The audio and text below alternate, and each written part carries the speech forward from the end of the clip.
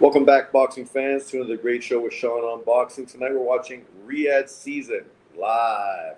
Watch along, jump in, join me. We got some big fights ahead. Calazo, the minimum weight WBC champion, just unified, stopping CP Freshmart in the seventh round. Great performance by him, gradually breaking him down, getting the unification victory, and winning Ring Magazine. And this is a great omen because we know Turkey Al Sheikh just bought Ring Magazine. And what this means, hopefully going forward, is that we're going to have one belt that means everything. And potentially that's going to be Ring Magazine. And Calazo is the first participant to win that belt. So congratulations for Calazo. That was a dynamic performance from him, gradually breaking down the very good Thai fighter. The thing I always said about these two Thai fighters is they should have unified years ago. They've been basically not getting in with the highest level of competition. And tonight that was exposed, right? For Calazo, this is a great victory. This is exactly what we want to see from these young fighters. Take on big challenges and prove themselves in the ring. So congratulations to him. Obviously, before this, we had what could easily be fight of 2022, the fight with Duarte and Akhmedov. I felt Akhmedov was done dirty, but pretty much his whole career, decisions have never went his way. In a fight where, this version of CompuBox that's done by AI clearly had him winning the fight, he ended up losing decisively on the cards. That's what happens when you have American scorecards. I mean, if I was Saudi Arabia, the last thing I would do is bring American fucking judges to Saudi Arabia. It's the last thing I would do because we don't need that shit following us. Drunk Irishman's in the house. What's up, my man? Oh, it's a good win, eh? Good win for Calazo. Good win for the young man. Exactly what he needs right now. And the great thing about him, obviously being Puerto Rican, speaking English, he's in a great position to really get a lot of attention in the smaller weight division. Now we'll have to see what he does next. Is he big enough to actually potentially move up in weight, or is he going to be like many minimum weight fighters, just a career minimum weight? I know they were comparing him to his former countryman the other day, earlier on in this this fight. Uh, the difference between him and his former countryman, who was a great minimum weight fighter, is he's got some pop, right? He's got power. And really, that was the difference today in beating CP Freshmart. The ability to break him down to the body, eventually open him up and stop him. I don't get the flu. I just a little bit of allergies, changing of seasons and whatnot. It should disappear. I took a little pill. You know those pills? They're like fucking minute. So hopefully, my nose should be cleaning up sometime soon. But also in Taiwan, these English and Saudi cards kill me, man. I got a schedule, right? When I have to wake up at 2:30 in the morning to start talking about boxing and try to go to bed early so I can wake up at 2:30, it's brutal. It's brutal. It's not normal for me. That's why, you know, I look like I just woke up. But for Calazo, congratulations to him. Great victory. Now the unified minimum weight champion and Ring Magazine champion. It'll be interesting to see what he does next. Obviously, there were the two good Thai fighters who previously had been world champions, but both of them have lost recently, which is disappointing because I was excited to see those two young fighters try to take over the division along with Calazo, right, who, you know, is in a similar position to one of the Thai fighters. I can't remember which one, but about 7 fights, good knockout percentage. But yeah, Stringer from above, what's up? Mexican boxing. You missed Duarte, destroy Haney, no doubt. Well, come on. Sean, if I was gay, you and George Michael would be my type. No, Homo sapien. George Michael. Is George Michael still alive? Oscar Calazo versus Bam. Come on, that can't happen. Calazo, what did he weigh for this fight? 105 pounds? And Bam weighed 115 in his fight. Zepeda and Farmer is next, Garden Snake. That's the next fight to follow this one. Great matchup. Haney can't handle Oscar's clean shots. No way. He will go night night. In fairness, Devin Haney should clearly outbox Oscar Duarte. Devin Haney is taller and longer. He's not like Akhmedov. And to be fair, Duarte should have lost that fight. And if Akhmedov hadn't only been in training for 2 weeks, he would have, I think, won that fight clearly. Duarte's a tough fighter, but he's very limited, very one-dimensional. I hustled some people into betting Farmer. Really? The bet for that would be, can Farmer go longer than 6 rounds? If Farmer can go longer than 6 rounds, that will be a victory for him. But for Collazo, it's good, right? One of the problems with these minimum weight divisions, we never have a fighter that translates to American boxing fans, and also we never have fighters that speak English, right? So that American boxing fans can actually sort of connect with them. But good thing, the Puerto Rican Collazo, obviously he can speak English. He's from Puerto Rico, so he's got a built-in fan base. Maybe his next fight should be in Puerto Rico. But with this Saudi money, maybe he's going to be happy where he is right now. Garcia's C-level fighter at best ruined Haney's career. Potentially, they were black Americans. Of course they were. Of course they were. They're going to jump over Farmer just because of, the culture. And that's fine.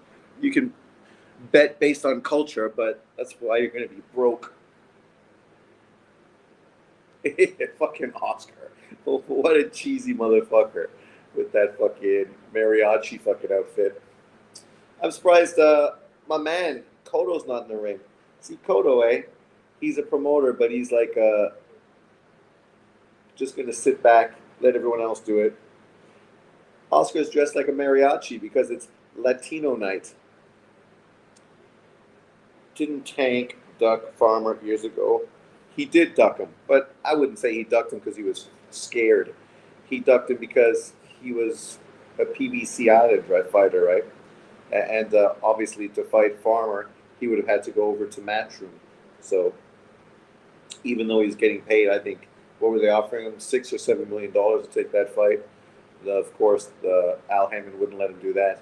But it's too bad for him because that would have been his opportunity to become a unified champion. He would have destroyed Farmer.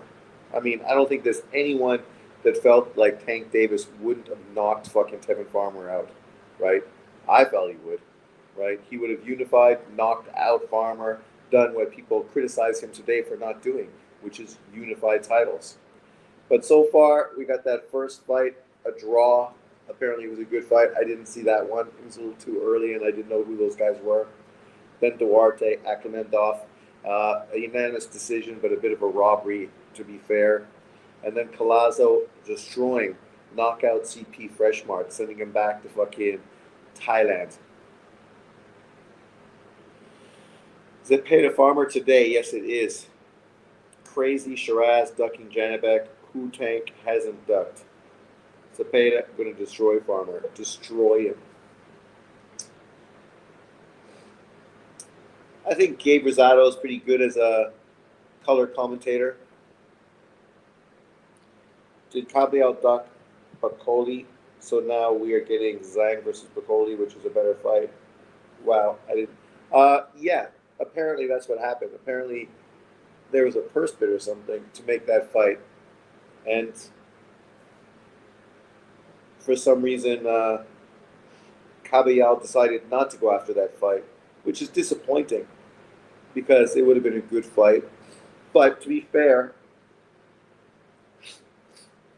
maybe he's going to get a Parker fight or something else, right? That would be a good fight as well. That little uppercut right there. That was a nice shot. End of the night. Boom. Woo! And then follow that up with a big right hand. Collazo. He's a bad, bad man. That's what I said. Tevin Farmer's going to have to fucking pay him extra money for doing what doctors were never able to do, straighten out his eyesight. Fucking, can you believe that my man is dominating boxing coverage now? Good job for him, man. YouTuber from England. I remember he used to do his YouTube channel in the hallway of his building with his buddy, right? In the hallway. Not showbiz. Fuck showbiz. No, Ade Aladipo. Showbiz hopes he does what Aladipo is doing, which is actually be at these fights on camera. But he's too ugly to fucking get that job, so he's never gonna fucking get those props. They'd rather just throw him on a watch along on the side. But congratulations to him. That's pretty good still. All the eyes you're getting being on watch along. Showbiz the clown boy. But you got to market yourself somehow. So that's how he markets himself, kind of as a parody. But now we're getting the good fight. I can't wait to see Zepeda go in there and rip Farmer apart. And I was listening to Pro Box, and they were discussing Zepeda taking on Farmer as a preparation fight for Shakur. And they were saying, well, it's not really a preparation fight. They don't really fight the same. But, let's be fair. You're not necessarily going to get somebody who's Shakur Stevenson. But you get a guy like Farmer, who's a slick southpaw. I mean, these are the kind of fighters you need to fight to prepare for Shakur Stevens' fight, right? Obviously, you're not going to get Shakur Stevens exactly in the ring, but you're trying your best to get opponents that are going to make it very comfortable for you when you do step in against a much higher version of the guys you've been fighting, right?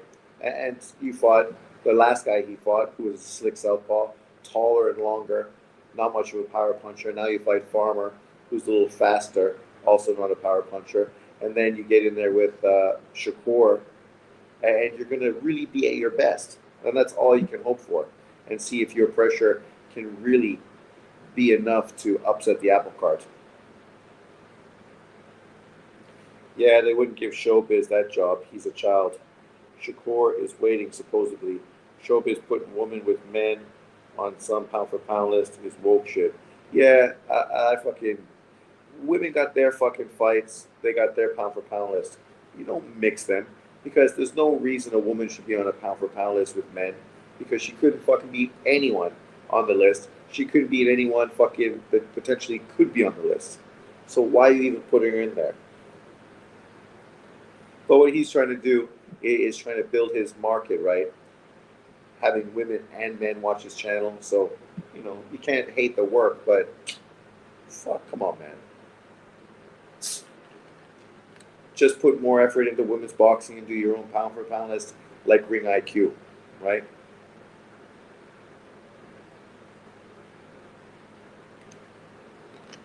I hope Zepeda beats Shakur because I would love to see him face Tank Davis. It would just be a way more exciting fight. Obviously, Tank Davis probably has a better chance of beating Zepeda than he does beating Shakur. But what fight would you rather see? Tank Davis versus Shakur or Tank Davis versus fucking Zepeda? Do you believe Jake carried Mike in those last 5 rounds? Yes, 100%. After the 4th round, I just wanted to turn it off. I felt like it was me watching Ali versus Holmes once again. It was just really hard to stomach.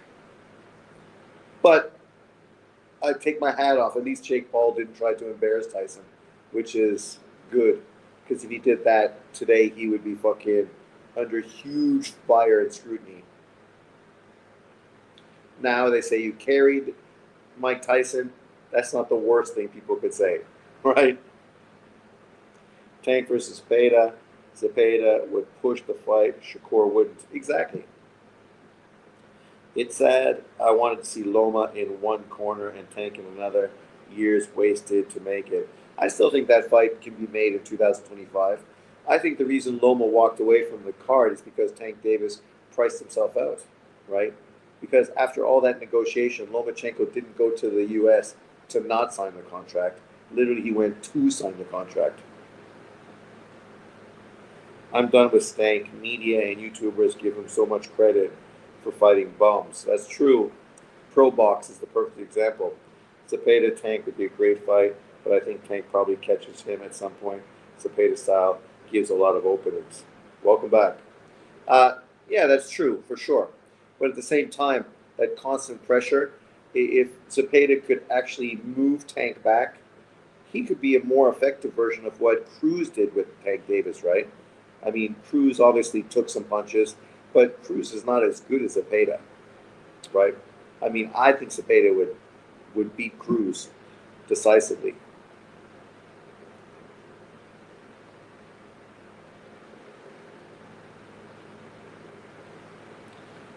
Farmer. Farmer already got his money, eh? Being one of the first Americans to sign with Matchroom, he got a lot of fucking cherry pick fights for his world title fight defenses until he lost to JoJo.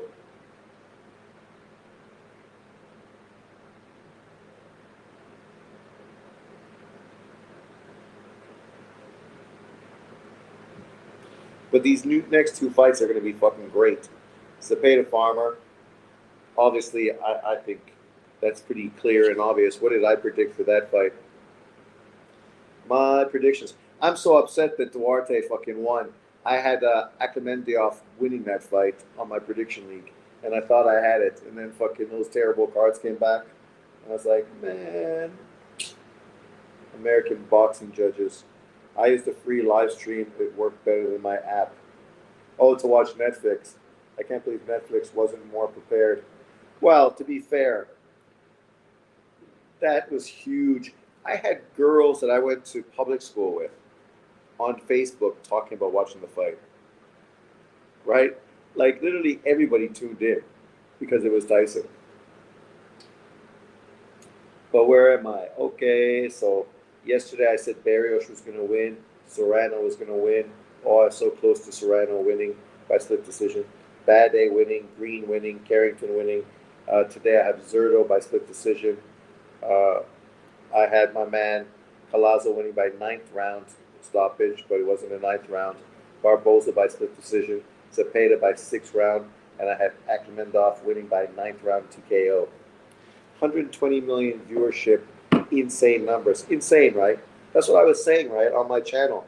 I don't be surprised to see some fucking crazy ass fucking numbers. And that's why putting it free, somebody was saying, oh, who said, oh, I can't believe we paid for that? Some UK boxer or pundit. And I'm like, oh, Groves. I'm like, come on, Groves, you didn't fucking pay for anything. And then some smart ass said, I didn't know Netflix was free. Nobody bought Netflix to watch boxing, you fucking tool. People got Netflix for their kids to watch fucking cartoons and for you to watch movies and TV series. The fact that boxing is on Netflix is a win-win. And now all the people fucking moaning and groaning. Man, calm down. It's better you didn't watch the fight anyway. Because the fights previous in the fight card were great. Barrios, Serrano, and Taylor. You did not need to watch Tyson and Jake Paul anyway. Jay Perez, what's up? Raf. Stank was getting hit a lot by Rolly and Barrios, who are taxi drivers level. But Stank is pound for pound list. Make it make sense. There's truth to that, yeah. He's on my pound for pound list. But I saw somebody yesterday that did their pound for pound list, and they literally have Stank Davis number 1. And I said, terrible list. He's like, why terrible? Because you got fucking Tank Davis number 1. I mean, you got Tank Davis, who's never unified titles, against guys who've become undisputed. How does that make fucking sense? You're giving literally guys no respect for really doing fucking shit out there, for literally going out there and doing what fans want boxers to do, prove themselves in the ring. Hopefully Netflix gets the bugs fixed and becomes a real player in boxing. Well, I think with yesterday's fucking result, they definitely are going to be sold on doing more fights with Jake Paul on Netflix for sure. And Jake Paul, the face of American boxing, man. The face of American boxing. 100%. I love his comment about Canelo Alvarez when he said, Canelo needs me. I know Canelo wants a payday. I used my 30-day free trial. This should be the most entertaining fight of the card. I don't think it's going to be the most entertaining. I think the Smith-Zurdo fight is going to be the most entertaining.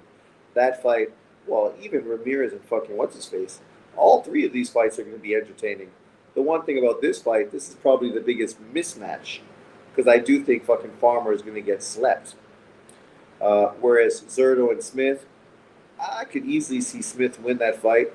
I'm kind of leaning towards Smith, even though I picked Zurdo in my prediction league. And then Ramirez versus Barboza. Fucking Christ, man. That, my friends, is a real schnabel locker. How do you say it? American boxing is so biased and a circus at some time. Well, boxing has always been a circus. That's why I kind of laugh at people that get upset because of this whole, Tyson Paul thing. I mean, boxing has been doing this fucking from the beginning.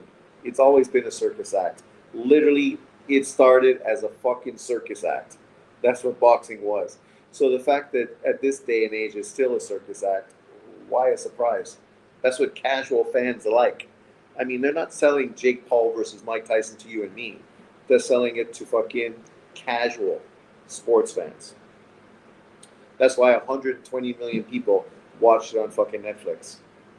Half of Netflix. Tevin gets destroyed in 4 or 5 rounds. I think so. Oh my God. These fucking English cards. Look, there's the percentage. 86% of people think that William Zepeda is going to win. And I hope boxing starts using this AI CompuBox system that DAZN is using. It's way better than CompuBox. Way more effective. And using AI, come on, man. AI is going to be way more precise than fucking 2 old men sitting there pushing a button. I know CompuBox dude who had some bad takes yesterday, which is normal for him. He's the master of bad fucking takes. He ain't going to like it because his career is going to be ruined. But, I mean, that's the way the future is going. Now I have people at my work, everything they do at school is based on AI. They're using AI constantly. They're using AI just for, like, finding information. Siri, blah, blah, blah, blah, blah. They use AI for the same thing. Me, not yet. I just use AI for pornography. I'm a traditionalist.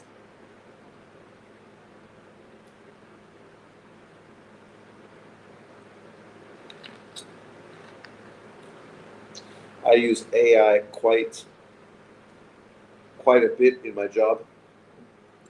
Well, I saw a girl in my office who used AI to make chants and songs for the kids for school. That's good.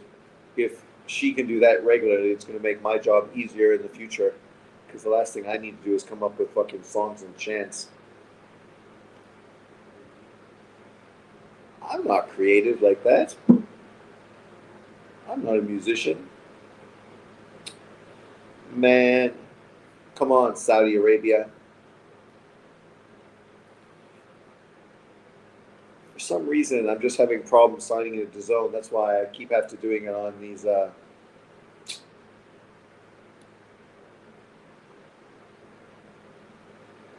stolen feeds. It can't be that people right now in Taiwan are watching TV. It's like 4 o'clock in the morning. Who's watching TV at 4 in the morning?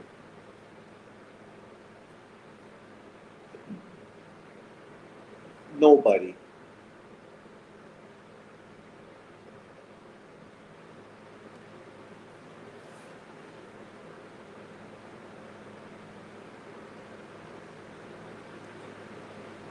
I I just paid for my internet to be better, and fucking still seems to have the same bullshit. AI is a fad. I don't know if it's a fad, Raph. Zepeda cherry picking a smaller guy. Even your dog is asleep, Sean. Of course she's asleep. She knows what's fucking going on. This is sleepy time.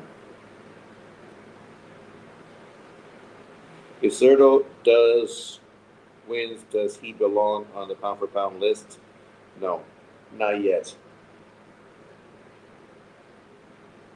He needs to do more than that, man. Why is my internet being so weird?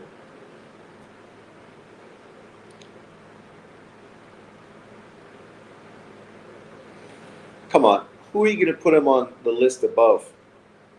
This is the guy that lost to Bivol. Otherwise, he'd be a three-weight champion right now.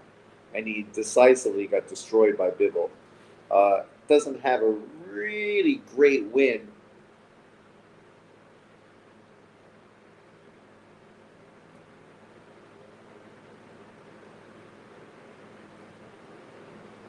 At 168 pounds.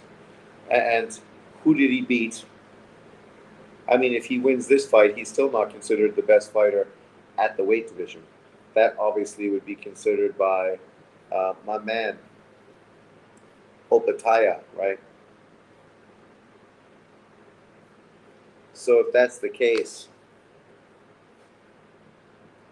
how does he get on a pound for pound list at this point?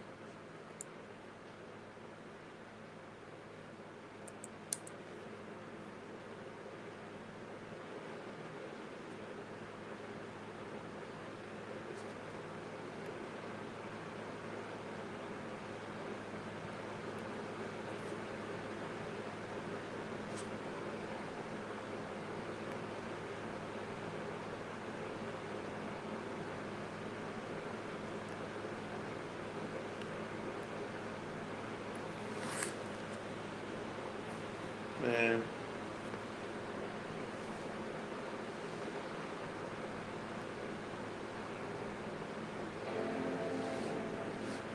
Let's see if restarting my computer is going to fix it. To be fair, I don't know if I've restarted my computer in fucking months. Kevin has no defense on the inside, which isn't going to do well against a monster like this.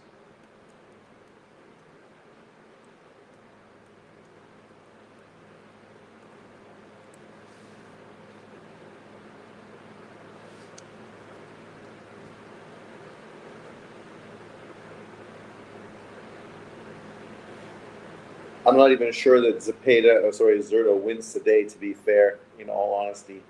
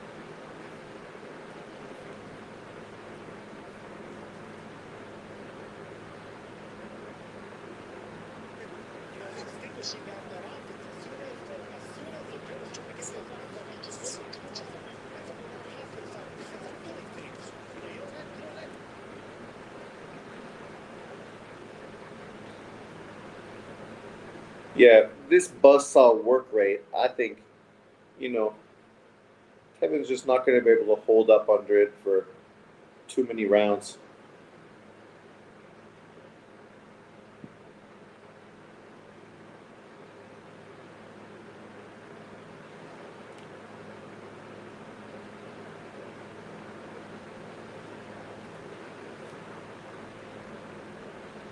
Tevin Farmer. Tevin will try to hold the whole night, of course.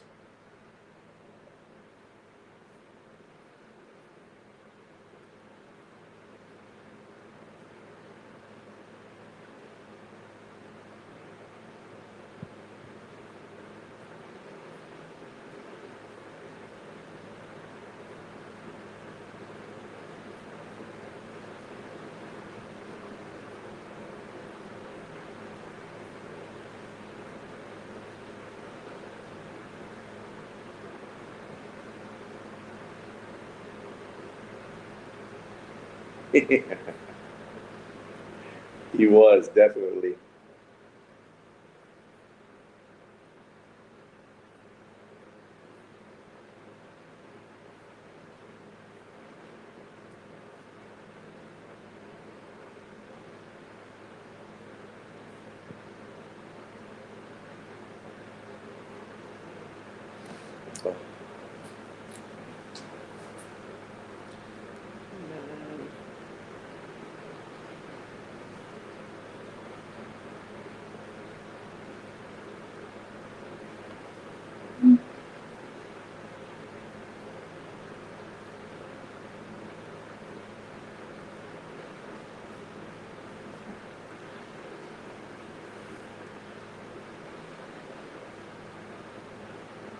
That's the thing, fighting slick southpaws. But to be fair, he always starts slow the first 2 or 3 rounds and then just gradually starts to increase the ferocity and pace. I think he definitely has ticks.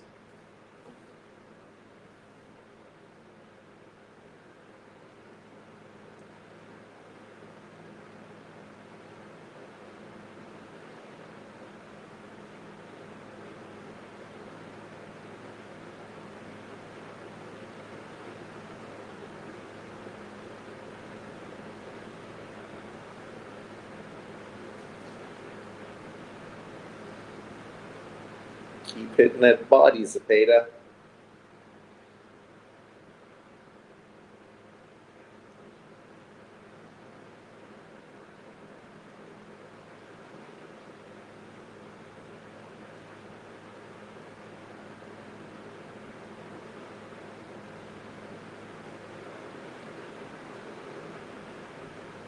Zepeda is a buzzsaw.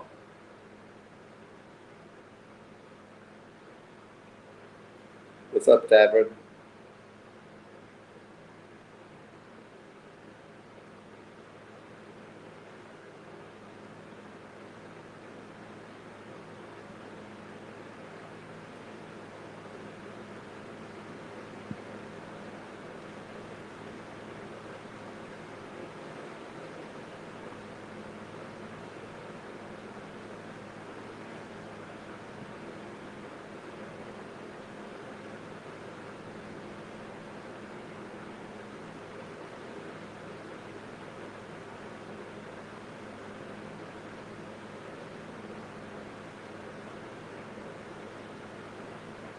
Oh yeah, he's getting hit a lot.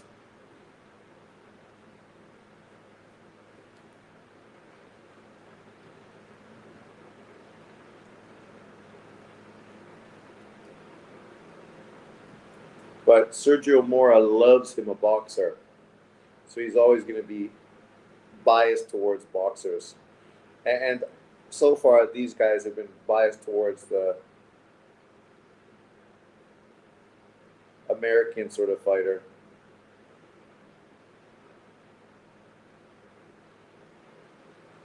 Tevin trying to push him backwards.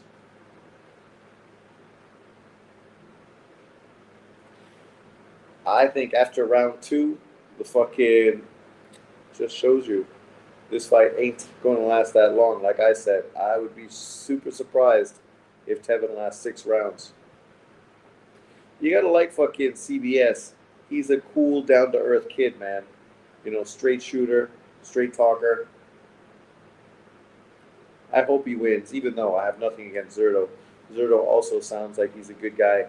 He just sounds weird with his fucking Mexican accent. His Korean trainer and his Mexican accent.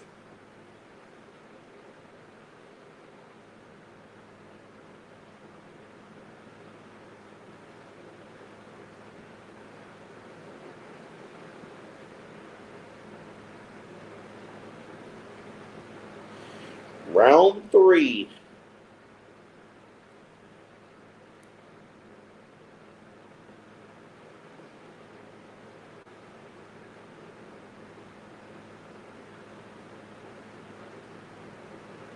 That's it. You just got to double up that jab, get inside, and let those fucking hands go.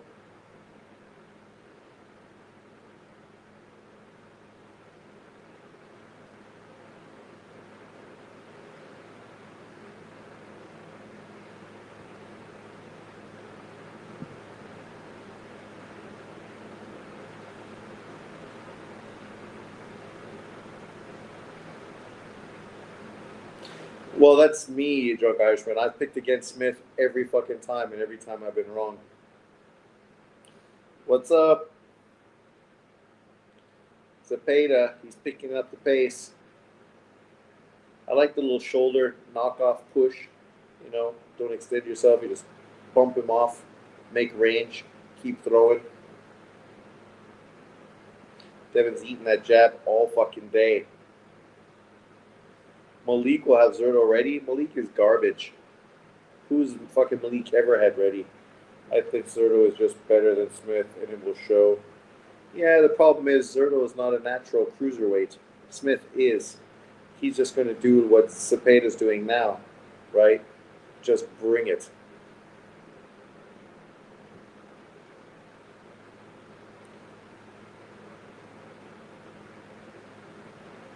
I think Tevin Farmer's eyes just got straightened out.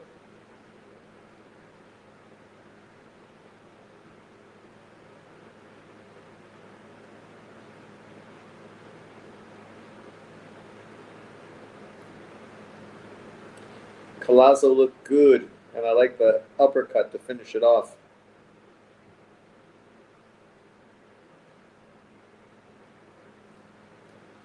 See, if Tevin Farmer had any power, maybe his style would have been more effective.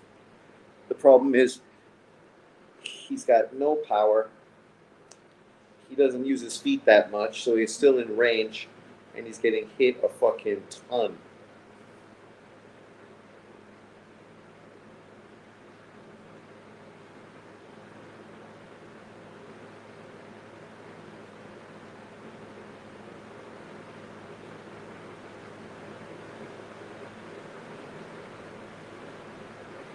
It's kind of the same problem Shakur has, right? He doesn't have much power, so does he have enough power to keep Zepeda off of him for 12 rounds? I mean, of course, that's why we think Tank would beat Zepeda, but Shakur, I don't know. Kevin wants to hold.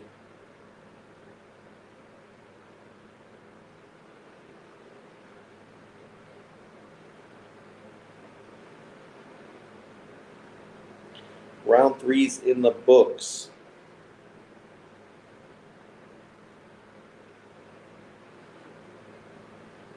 Yeah, I don't think so.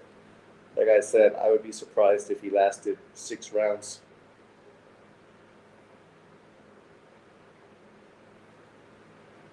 Zepeda's pressure just increases.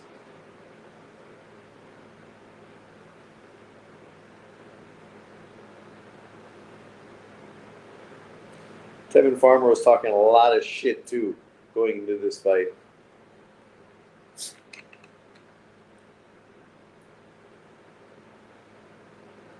This is the guy that got beat by Jojo Diaz. What's up, Technique? Round 4.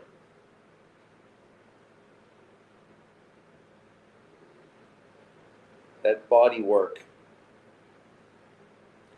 Farmer's fucking gonna hold like crazy. Desperation. I don't think Boots got exposed. Styles make fights, right? We know that that guy was a tough style for Boots. He still won the fight. It'll be interesting to see. Oh, nice combination from Farmer. It'll be interesting to see who he takes on next. It looks like potentially he's going to be facing Virtual Ortiz next at 154. So that's a great fight.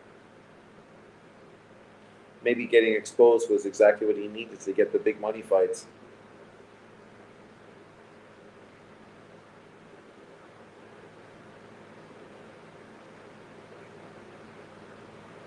Who's another Oscar Leo Santa Cruz? That body work.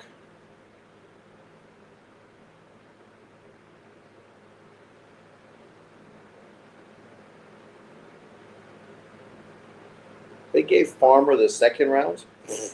Man, come on, Mannix. I don't know how you possibly could give fucking Farmer round 2.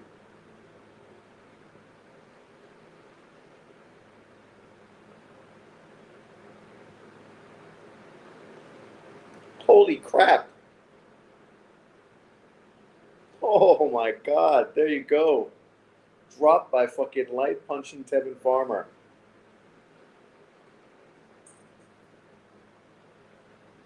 Zepeda fucking is getting hurt by Farmer.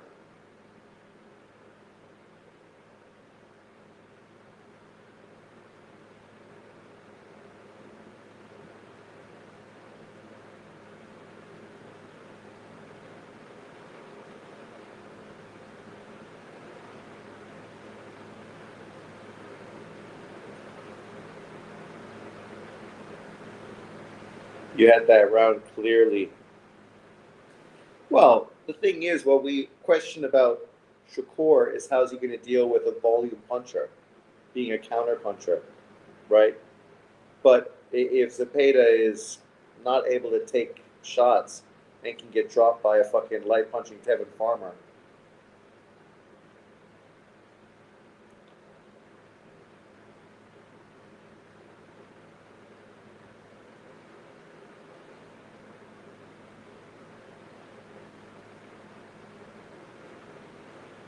Tevin Farmer is going to lose another point fucking in this fight for holding, like he did in his last fight. I think Zepeda will win, but that's definitely Zepeda's going to come under a lot of scrutiny from you know who boxing fans criticizing him as a Mexican hype job. All people said is they want to see top guys fight him, right? The winners will be proven in the ring at the end of the day. Who's the best? Zepeda was looking like a monster until boom! Hot. No, Zepeda's not a hard puncher. He's a volume puncher. A guy that breaks you down, right? Overwhelms you. Goes to the body, breaks you down. How does he have 27 KOs? That's crazy. He's got 27 KOs because he fucking is like a fucking avalanche. Non-stop punches, overwhelming you. And he's never really been knocked down that I can remember.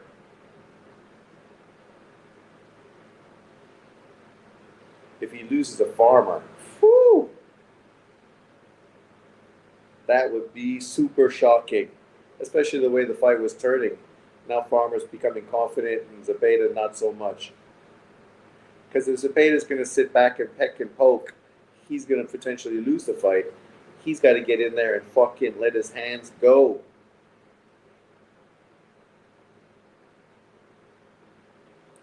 Work that body.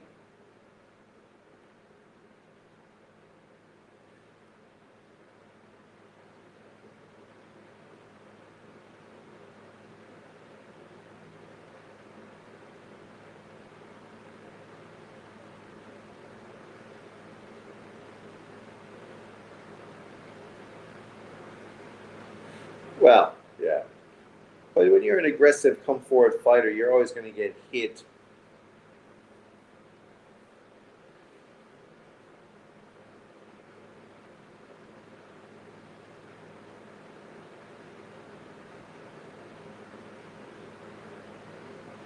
Keep hitting that body. See, this is when you got to appreciate a guy like Roman Gonzalez, who people are critical of, but yet Roman Gonzalez fucking didn't get hit very clean on the inside ever. But yet it was constant throwing in the inside, catching, making you miss, blocking, and just beating you up.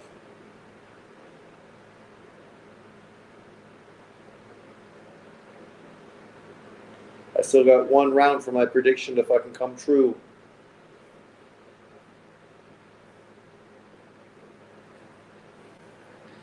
This just shows you, right? Not this fight, but I mean all the fights we've had in the last 2 weeks where you could say a lot of these guys have been exposed.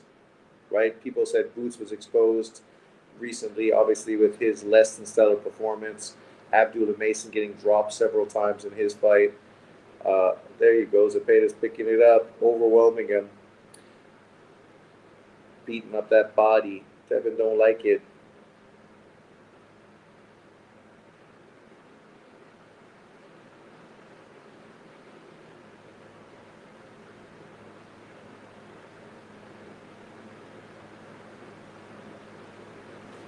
Who else? There's a few guys that got sort of embarrassed and didn't look so good. Obviously, yesterday's card as well. So, Zepeda is now taking over control. Tank would sleep him bad. Yeah, well, that was always what people were saying, right? He has a better chance versus Shakur than he does versus a Tank. I always wanted to see him fight Baranchek. That made the most sense to me. Win a world title. I think Zepeda still will pull it out, but I don't even want to see Shakur fight Zepeda now. Oh my God, David, you're so fucking emotional. Repeat of the performance against the other Nakatani.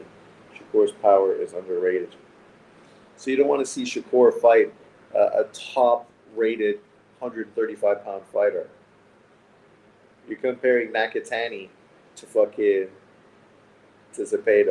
Yet Nakatani had one performance that got him attention, and that was a loss to fucking Tio.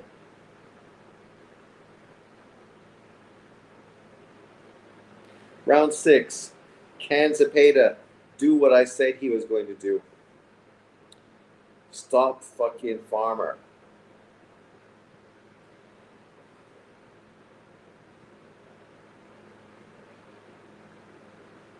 Shakur's power is underrated.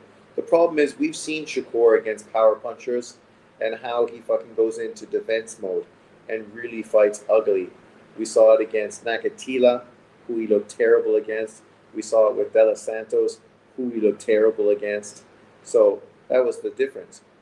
People thought, well, if those two guys that don't have the volume that Zepeda has gave him such a hard time, what's he going to do against a volume puncher who can win rounds based on volume, right? And that's why people were interested in that matchup. Not to say Shakur can't win, but Zepeda's doing what he should do to prepare, fighting a lot of southpaws and trying to become as comfortable and familiar with the style as possible. But that's also the difference. Tank Davis, Tank's no southpaw, is he? Is he? I can't even remember. Come on, Zepeda, hit that body.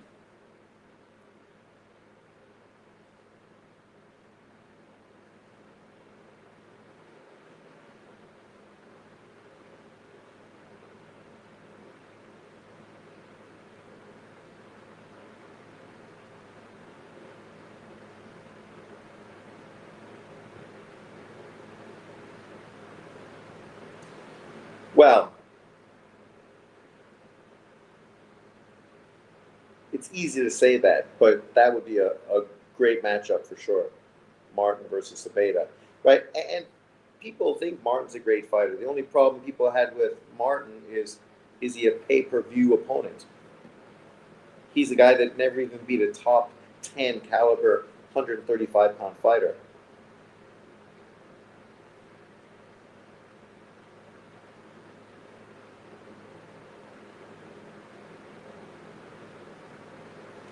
I don't think I'm going to get my 6-round knockout.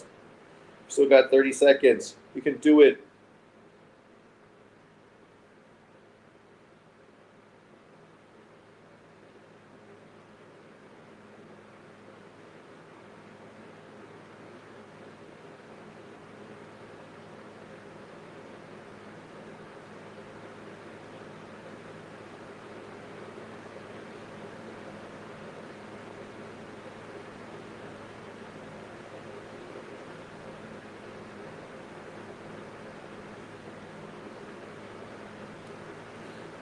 If Shakur fights Zepeda now, it's a cherry pick. No. David, you are overreacting. Zepeda is still a tough ask for anyone. David, when Zepeda wins this fight, he's still going to be the number one ranked opponent in 3 or 4 of the sanctioning bodies. How is fighting your mandatory a cherry pick, especially a guy who's proven himself by beating guys like Jojo Diaz, beating guys like fucking the guy that he just fought last fight, a guy that we saw Cruz struggle with, beating a guy like Farmer, ex-world champion. Come on, cherry pick, get real.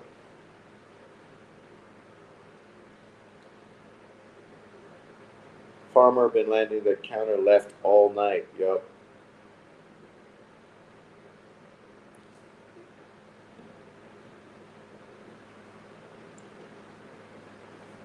At 135 pounds, who do you want to see Shakur fight?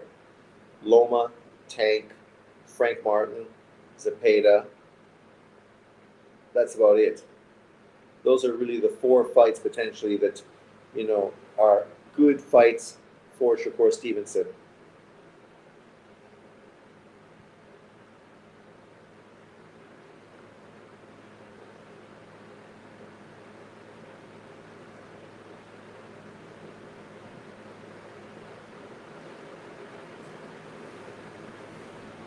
Well, that's why we want to see Tank Davis versus Shakur. Stylistic matchup, slick boxer, southpaw versus power puncher. Obviously, it's a great matchup. It is the fight to make at 135 pounds.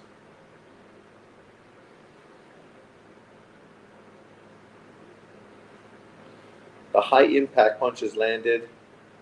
Accuracy is the same. Punches landed, punches thrown. So it's a close fight, but Zepeda's edging it.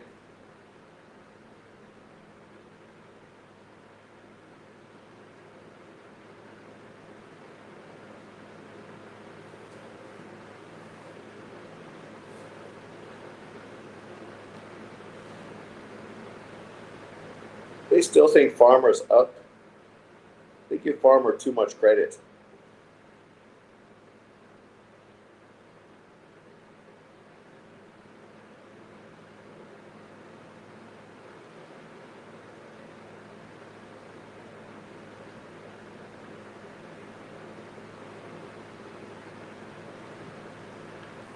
Zepeda's looking vulnerable.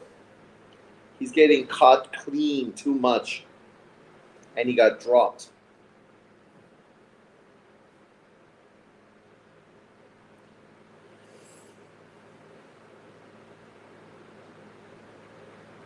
Well, after this fight, Tank Davis is going to be more than happy to fight him. Right? He's going to see him as easy work.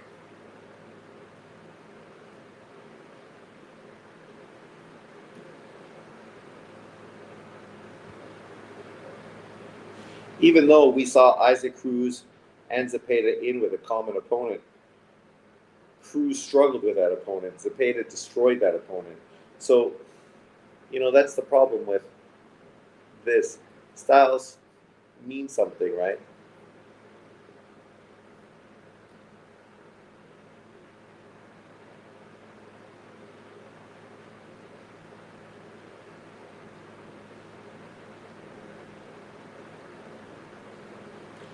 Yeah, but Styles make fights. He's fighting a southpaw. Southpaws historically have always made people look bad. Come on, David.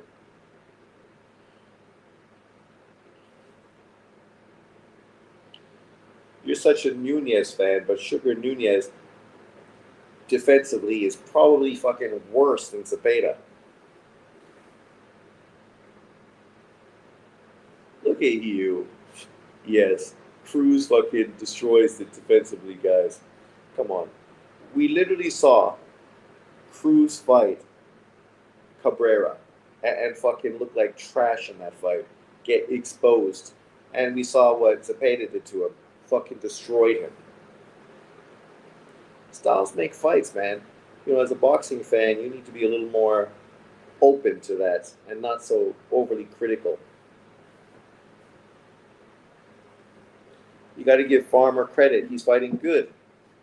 I still think Zepeda is winning the fight.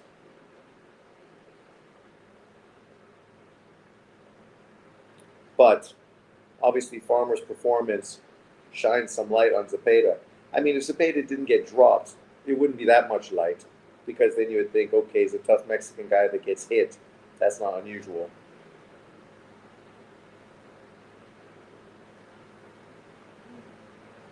It's not over yet. It's in the eighth round, and it's according to the unofficial scorecards, a close fight. But I have Zepeda winning because he's outworking and outlanding. Obviously, Farmer is still landing good shots, clean shots, but Farmer's also holding a lot.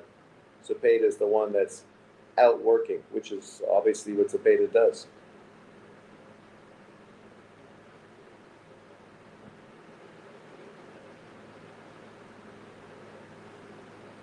Yeah, and Zepeda beat Jojo Diaz.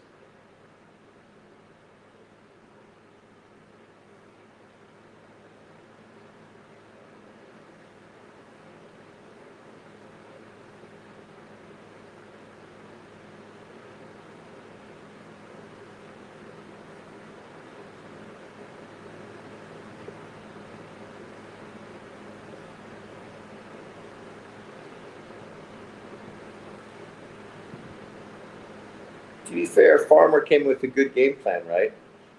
He's countering well, he's pushing them backwards, and then he's holding a lot. So he's definitely stopping momentum as much as he can.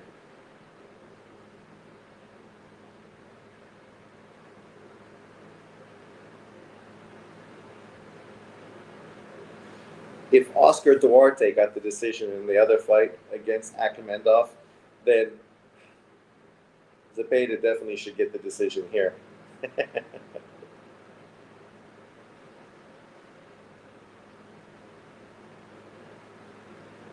Isaac Cruz, how's he a cherry picker?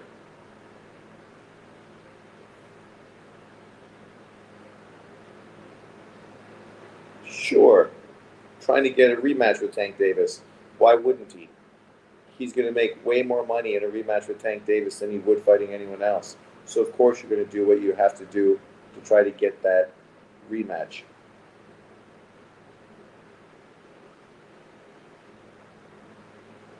Why are you holding the ropes, ref? Isn't that illegal?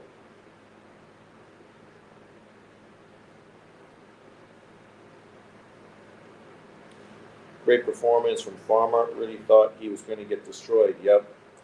I think Tank is still going to fight fucking Lamont Roach.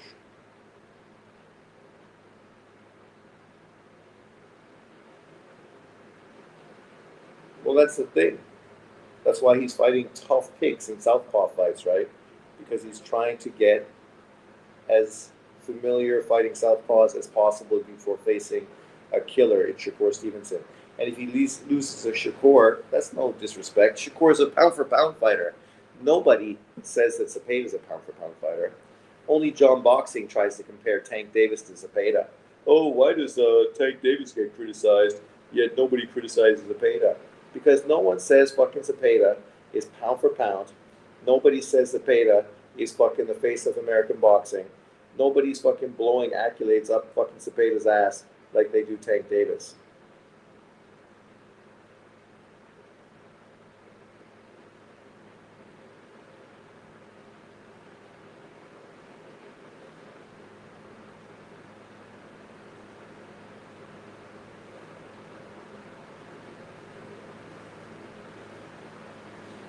Well, thing you could say about Farmer, at least all the trash he was talking, he's living up to it, right? And he's taking all that body work pretty well.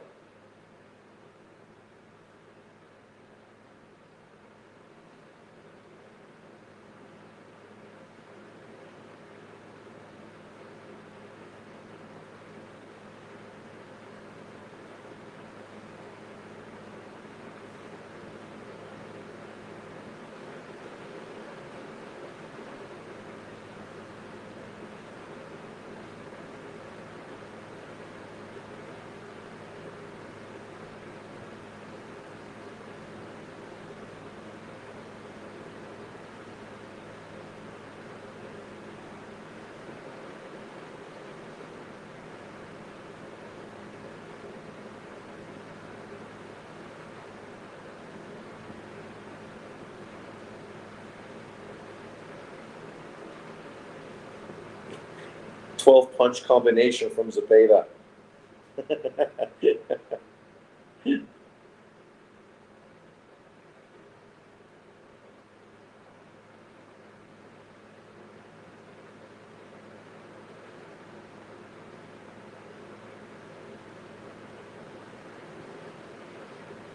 Maybe Zepeda's power doesn't carry to Saudi Arabia.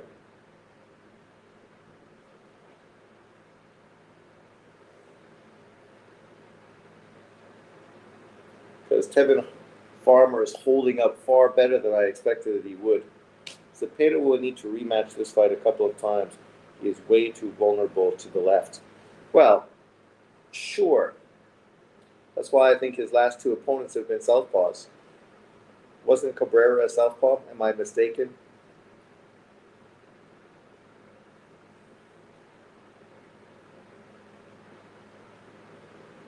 That's the thing. Change your angle, and you'll be more effective. Take a step over. Don't stand in front. Step over. Like this round, it's easy work for fucking Zepeda. He must have landed fucking 100 punches more than fucking Tevin Farmer did. Yeah, Cabrera's a southpaw. So two southpaws in a row, destroyed one of them, and then fucking, I think is winning this fight, but obviously it's tougher than expected.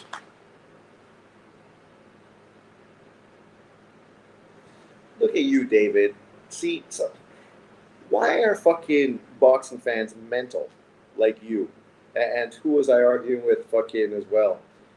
About fucking, St. Louis or whatever fucking he calls himself.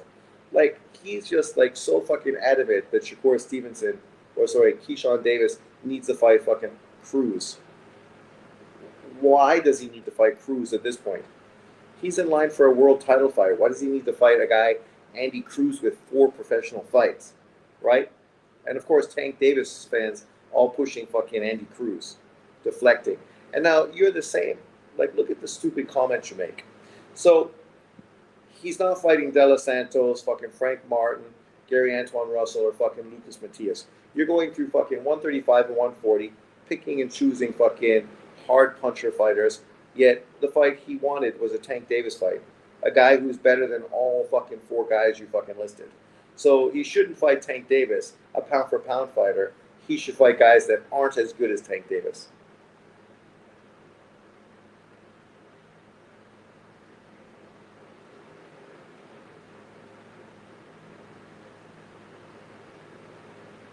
Last round, Farmer looks like he just wants to survive.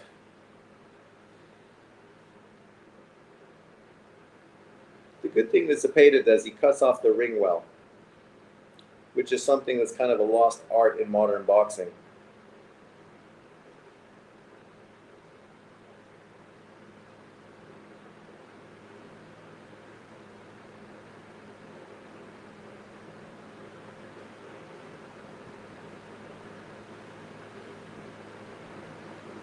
Come on, get the stoppage. Keep hitting him. Hit that body.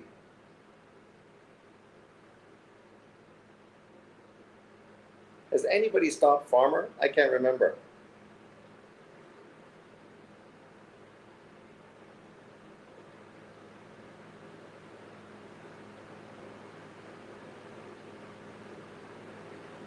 Zepeda got this fight.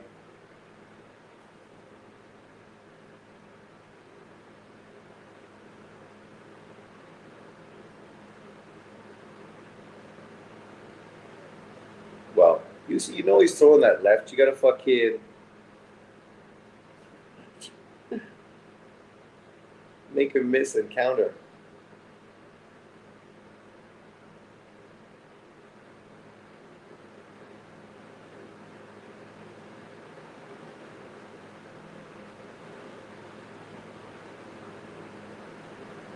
There you go. Push him back with that shoulder. Dig in. Well, so far, all the fights on this card have been fucking great. Latin night, right?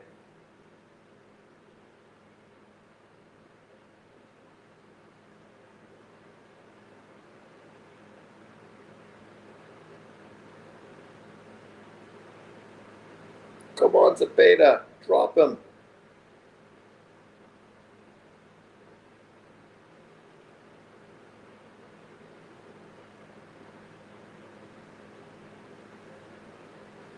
See, what Farmer is doing, Shakur Stevens is not going to do. Shakur not going to lean on him and push him backwards like that, right? Shakur is not going to try to force him to move backwards the way Farmer did today.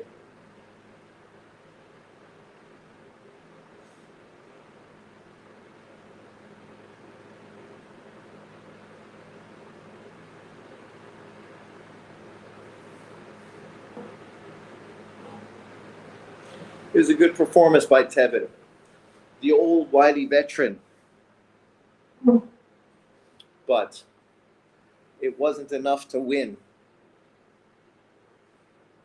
Even though obviously that knockdown is going to get lots of scrutiny from people like David.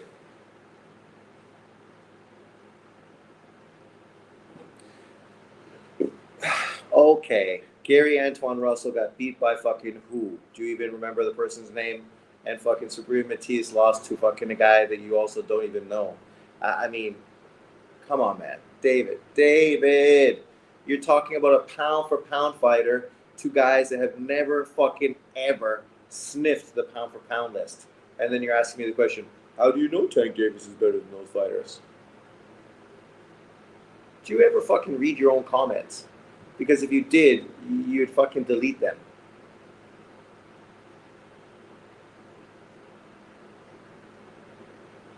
Oh, robbery. Yeah, people fucking that don't know how to score fucking fights. You win rounds by landing shots. Landing 2 or 3 clean shots is not necessarily winning you a round.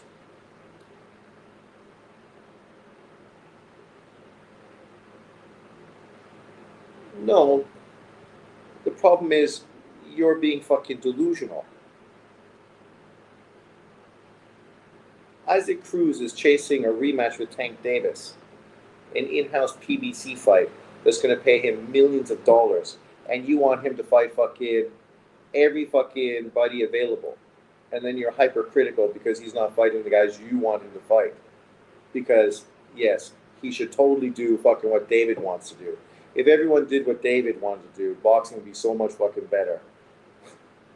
Because everything David wants to do is right. You sound like a petulant child, David. You always do. That's the way you come across. Petulant child. Yes, me too.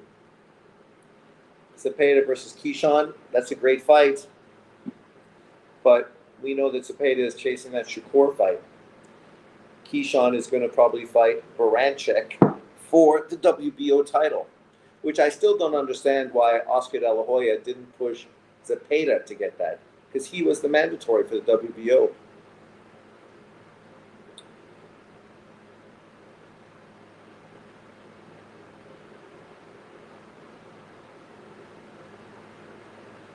He fought Valenzuela.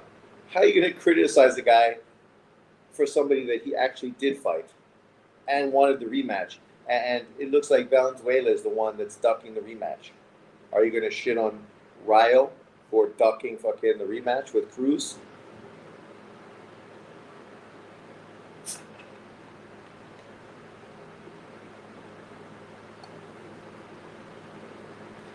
Well, to be fair, right?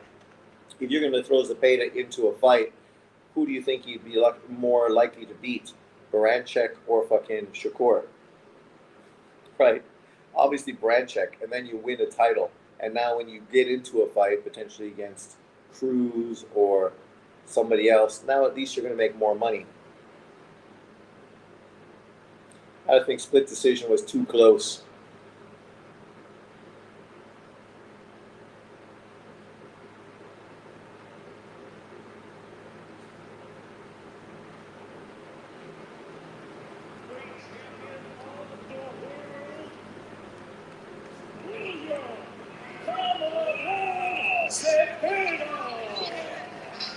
There you have it.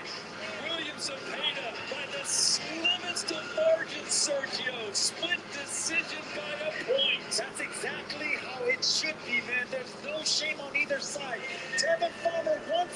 needs to keep that chin up.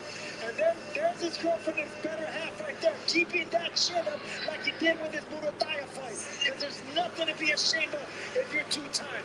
You're just in there with a beast in William Zepeda, who's non-stop, man. What a fight.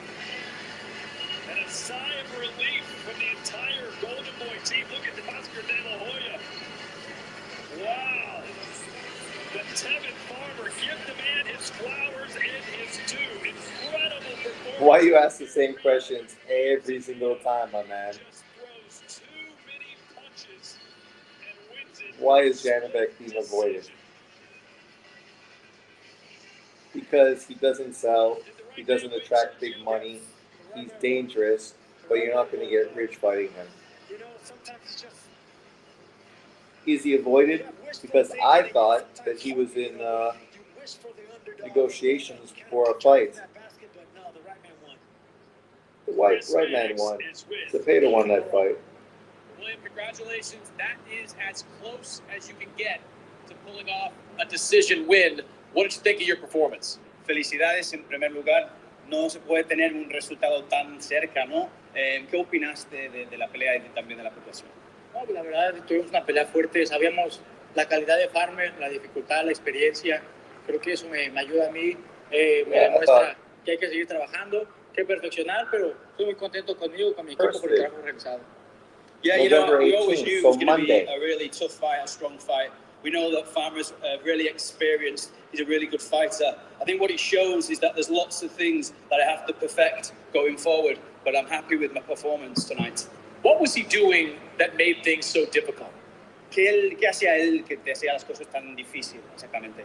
Bueno, pues un poquito enredoso, no me dejaba acomodarme, sabía cuáles eran su experiencia, me demostraba cuáles eran mis fortalezas y sobre eso me fue trabajando, no desenvolverme con mis golpes al cuerpo, pero creo que fuimos planteando bien nuestro combate, nuestro ritmo y eso sacó la victoria.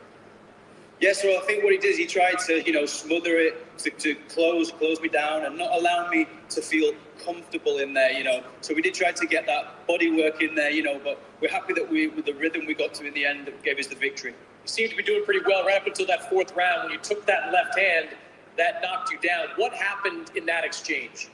Estabas haciendo muy bien, después llegué al cuarto y también te tira en ese intercambio de golpes. ¿Qué pasó después y qué hiciste después? Bueno, pues sí, ahí me sorprendió un poquito. Creo que me ganó un poquito la confianza. Sentía que iba proponiendo mi combate, pero pues él, su experiencia, dejó ser mi combate y ahí me agarró. Nada más. So yeah, so I think, you know, during that fight, during that shot when it came in, it surprised me a little bit. Maybe knocked my confidence a little bit, but what I had to do was draw on my experience to get me through that and want to win the fight. You're the #1 contender for all 4 belts at 135 pounds. Do you finish this fight believing that you're ready for a world title shot? Eres el contendor número 1 en todos los organismos en el 135. ¿Terminas esta pelea pensando que eres listo ya para esta pelea, esa oportunidad mundialista? Bueno, pues desde cuando se está mencionando esa oportunidad, nosotros hemos estado en espera. Ahorita estábamos dándole su lugar a nuestro rival, concentrados en esta pelea. Ahorita queremos descansar, disfrutar a mi familia. Yeah, this guy's a great translator. Mi hijo y posteriormente platicar con el equipo a ver qué es lo que sigue. Yeah, you know, so since I've been in this position, since that's mentioned, we've been waiting for the opportunity. Now we're just waiting for the time and the place to get that done. Now it's about going back and resting with my family, with my newly born son, and then, you know, speaking to my team after that. You've got the WBC interim title. Shakur Stevenson has the full title. Is Shakur Stevenson next? Obviamente tienes el título interino, Shakur Stevenson. Tiene el otro también, el título que quieres. ¿Es la pelea que quieres con Shakur Stevenson la próxima? Estamos en espera, nada más es cuestión que nos diga, que confirme, que sea certero en sí darnos la oportunidad. Y of course he is, Roy. La vamos a aceptar. He's making a we're video just right waiting now. You know, we're You waiting can't hype up with Farmer confidence and then to shit receive on that offer, Zepeda. that firm offer for the opportunity, and we'll take that opportunity, obviously. Congratulations, William. Thank you. Tevin, we'll turn to you. Disappointed, I'm sure, with the outcome of that fight. Do you think you did enough to get the decision? I don't know. You know, the people around the world, they decide that. No. The judges gave it to him. That's what it is. Did you feel like, though, throughout the course of this fight, that you were winning more of the rounds? Yeah, absolutely. I think the knockdown edged me out for sure. That's why when they said 94, 95, I just knew I had it because of the knockdown. And fights like these, knockdowns definitely make you know what I'm saying? Make a difference. You know, you said all week long that you fought guys like him before, that you could handle that type of output. What did you think of the way he was fighting? What did you think of that output? I mean, it was good, but you see, I handled it. You know, it wasn't. I think for somebody that just starting out, like the guys who've been fighting, that's definitely a lot of output. But for a veteran like me, it was just something that I seen already. So I tried to. I didn't try. I brought the fight to him. Like I told you, he wouldn't have to find me. I'll be right there. You got back-to-back losses, but both those could very easily be wins. Do you think you've shown that you are still a top guy? He will make a video talking about absolutely. This racist, anti-black channels his shitting last on 11, Shushu, 12 opponents. even though he's happy to use Shushu to See shit what I on just me. did. So, I mean, it is what it is. I go back with my family. I had a hard training camp. You see, we went to war all. But the goal was to put the pressure on him. You know, I think if I would let him dictate the pace, it would have probably been too much. That's what a lot of young fighters don't know. When you're fighting against a guy that come forward, you got to kind of make them go backwards because the only thing they can do is go forward. So when we make them go backwards, they really can't fight that good. So Appreciate it, Tevin. He wasn't robbed. Get real. And obviously disappointed Tevin Farmer. Tevin's true. What he said is fact, which is what I was telling you. You could see what he's doing in there. Look, he was outlanded. You know, he landed 4 more high impact punches, but he was outlanded by fucking over 100 punches. That's how you win rounds, by landing punches, right? By being the more aggressive fighter. He won more rounds. Sure, Zepeda got dropped, but getting dropped doesn't make you lose a fucking fight, especially if you're fucking still the guy being the more aggressive fighter, landing the more volume. Zepeda totally won. But to be fair, Shakur ain't going to fight like that. Shakur is not going to push him back, right? Farmer was smart. He did what I said. He was holding him, pushing him backwards, making it hard for Zepeda to come forward and sit down on his shots. Baranchek was robbed. Bohochuk was robbed as well. I wonder why. How do you compare Bohochuk performance to this? They're completely different fucking fights. I think Bohochuk won that fight. I know Zepeda won this fight.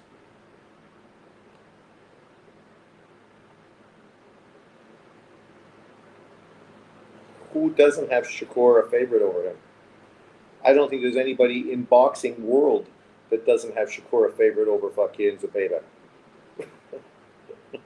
Literally, nobody.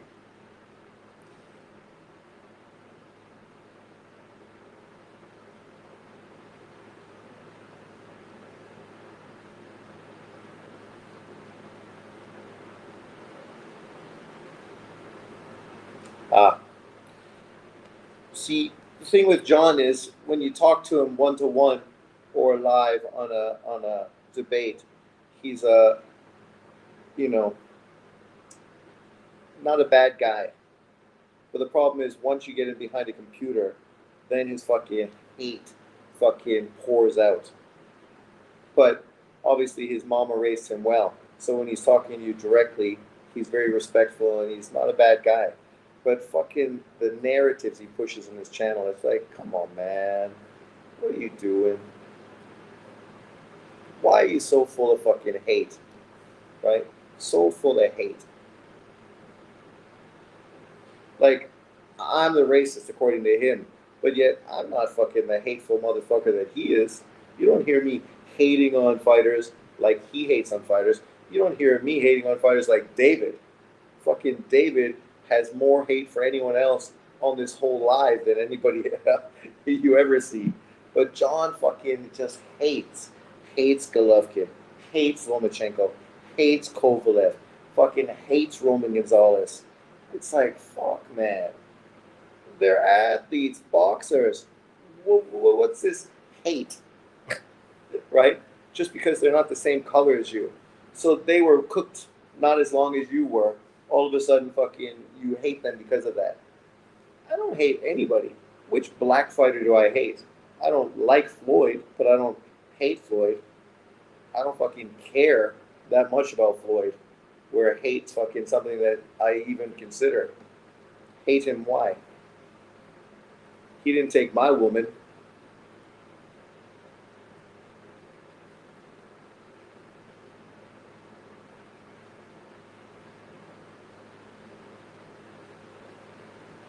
Does Kid Austin beat Farmer? Huh. At this point, I'd probably favor Farmer. John is a racist. I think the worst robbery of the year was Lemos versus Hitchens. I don't know if it's the worst robbery, but it was definitely fucking a fight that I thought was a robbery. Oh my God. Get real, William the Cheater Zepeda. Dude, you just look like a moron. If I land more than 200 punches more than you don't think I beat you in the fight? Just because you landed one shot that dropped me, but then I got up and fucking outlanded you 4-1? Come on, man. Like, even you ain't that stupid. I know you failed math, but come on. 4-1. Even you can figure that shit out. I get good laughs from John's videos. He's so delusional. Fucking delusional, man. I just can't imagine living with so much hate, especially when my wife is Mexican and my kids are mixed race. Yet fucking all I do is hate on everybody that's not black. Hate like crazy. I thought the Bolchuk Ortiz fight was too close to be claiming it was a robbery. I'm in the minority about that. Well, that fight's done, so I don't remember it. I don't remember if I said it was a robbery, but I do feel Bolchuk won the fight. And it's not because I'm a Bolchuk fan and I'm anti-Virgil. I'm not a Bolchuk fan, I'm a Virgil Ortiz fan. So the fact that I have Virgil losing a fight, even though he's the fighter I like, that's something David might want to reflect on.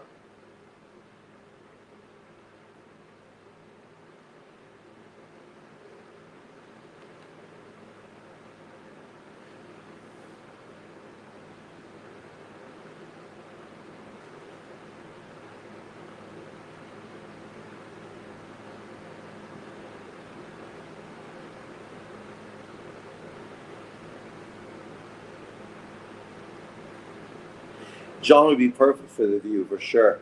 JP is a bitter man, gotta be miserable. With the videos and the content he puts out, he gotta be miserable, but I don't understand why. He's living the American dream. Why all the fucking animosity and hate? I thought Catterall lost to Taylor in the first fight, and I thought Valdez won against Consacao. I think Virgil, but man, some of his fans are crazy. Heard he worked at dollar stores now. Lie, could be why. John, no. He's an oil rig guy. The only one that feels like John is kind of slow, he had to land somewhere on the autism spectrum. That's probably true. I just think Zepeda could beat Navarrete. Now I'm not so sure. I don't understand why they don't make fights like that. Maybe because Navarrete is at 130 pounds and Zepeda is at 135. And Navarrete got beat in his first fight, moving up to 135. So now there's no point making the fight because he already got beat. Maybe that's why. If he would have won, then, chances are they probably would have made the fight. But chances are that he lost, so now he's moving back down to rematch Oscar Valdez in a fight no one cares about.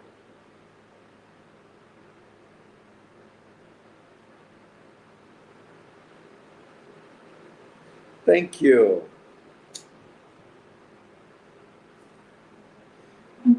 I'm from Canada. Salmon is our national food. JB ain't married. He's married. He's married with kids. What do you mean? He's married to a Mexican girl. Somebody even said they saw it. They know what she looks like. I don't know how, but they said that she was a good-looking woman. I don't know, but that's what people said. I don't stalk people on the internet, so the Duke game just happened. Oh man, how am I going to get any sleep when I'm going to watch Duke play after this?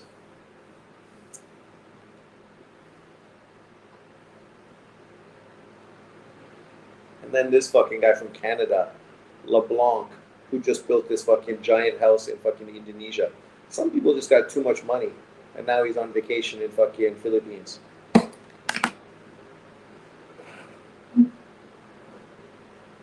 What's going on in the world?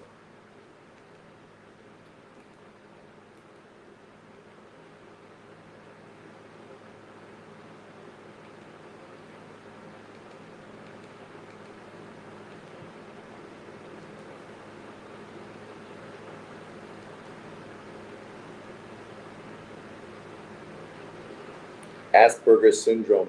I think he probably does. I'm going to watch fucking college basketball in the meantime. He's pro-black, but he didn't marry a black chick. That's typical, right? Typical. Most of the people that are pro-black end up marrying white girls. The irony. That's why you got to be a real player like fucking 78, sports TV. He would never marry no pale fucking no ass white chick.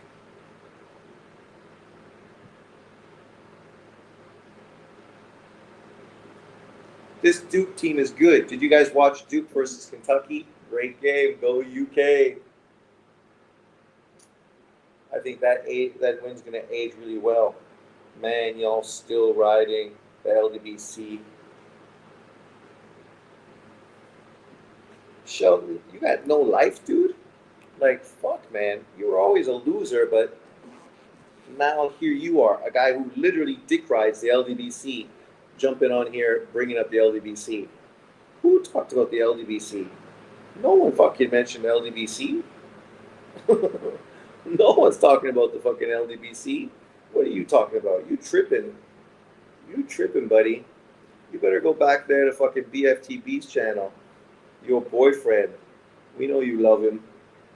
Fucking cellmates in the lockup.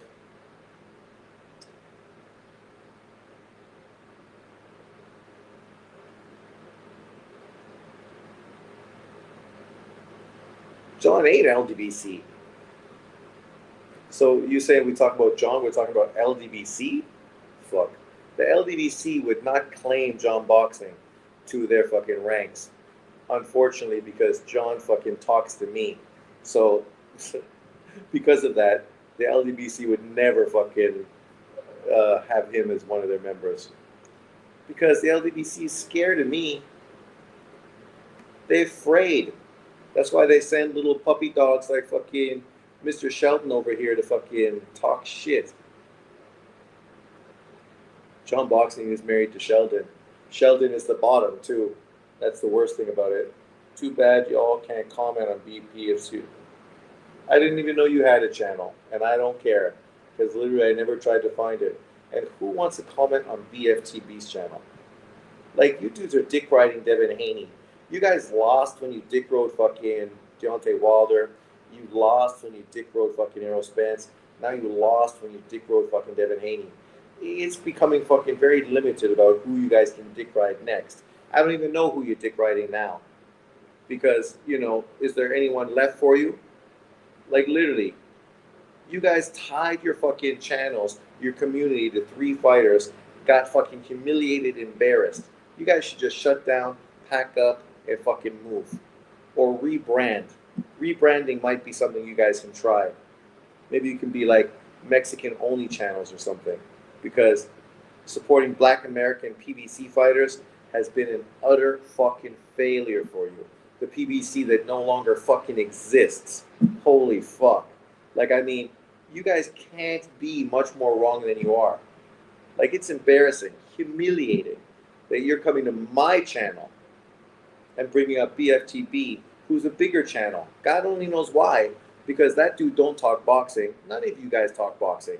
You dudes are fucking all exploiting boxing for racial fucking narratives to make money off of stupid black young kids on YouTube that are too stupid and need a father figure. So that's what 78 and BFTB are being, father figures. If you need those motherfuckers as your father, the fucking future is fucking not bright. Not at all. It's a sad state in black America with motherfuckers like that leading the way. And you as the fucking dick riding fucking lapdog. Oh man. Mr. Shelton got a channel. Who fucking even knew? Who even fucking cared? Who's ever even watched? Literally, I don't know anybody. But okay, go scurry back to fucking BFTB's channel. Maybe you'll fucking save you fucking one of his bitches for you.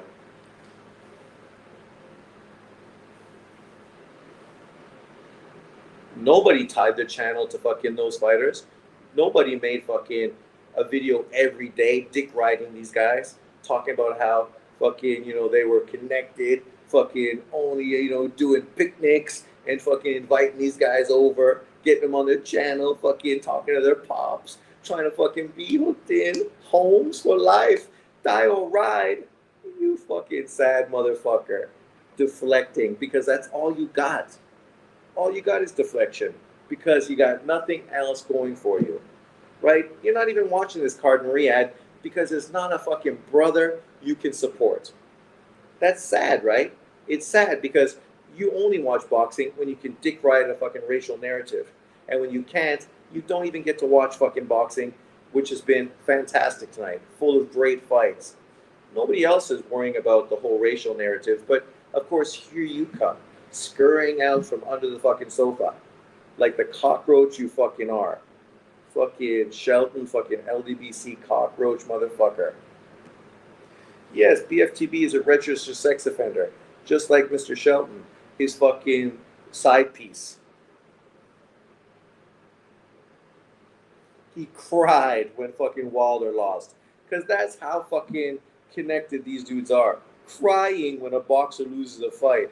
I can tell you 100% I did never cry when fucking Lomachenko, Roman Gonzalez, Golovkin, or some other fucking non-black fighter got beat. Why would I cry? This is sports. What's wrong with you? Are you a man or a fucking mouse? You don't need to answer, because we already know. Scurry back under your sofa. We're watching boxing over here. You're not, because there's no black fighter. The only black fighter you guys got is Tank Davis, who you hate on, and fucking Crawford, who you hate on. What the fuck? Now we got another great fight with two Mexicans, which is going to be another great fight for fucking this Sunday, my time. Saturday night, your time, Saturday afternoon.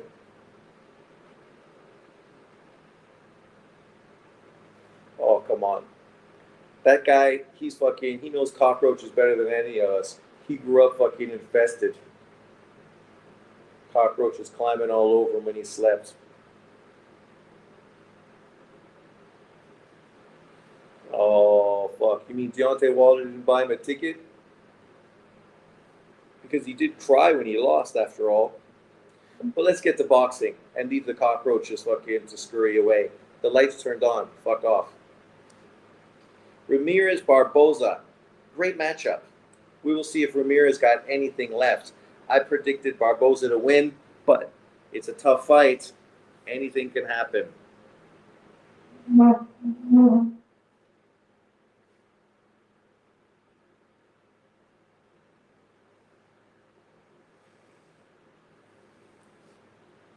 Ramirez got that power, but he just hasn't really been able to get it off like he used to be.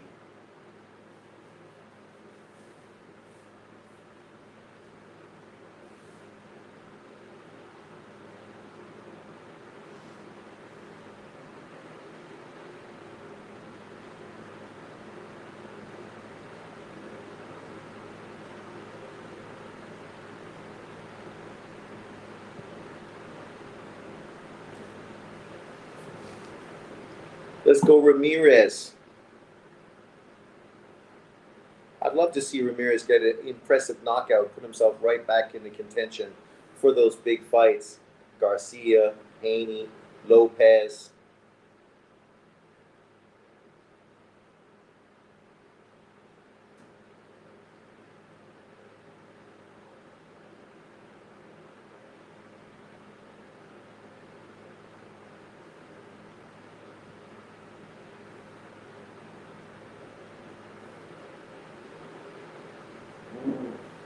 Oh, excuse me.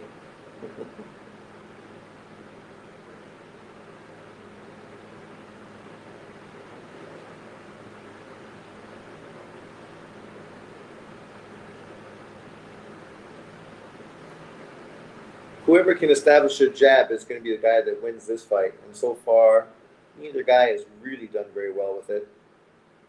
This round's been full of not much so far.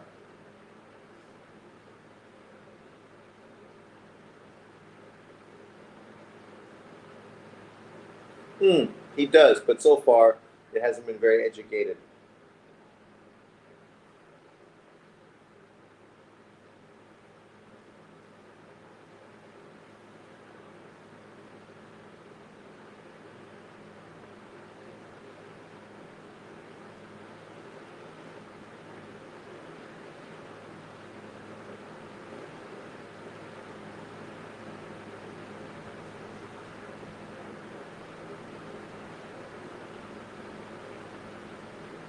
Ramirez trying to get into range to let that left hand go.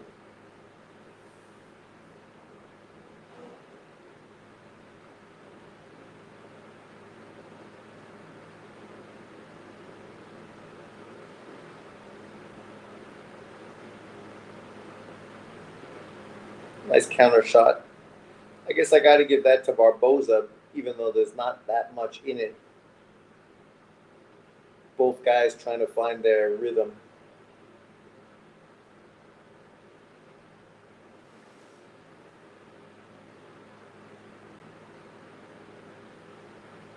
I don't know if Oscar's high. He's in Saudi Arabia. I don't know what fucking access to cocaine is there. Potentially you could get your head chopped off.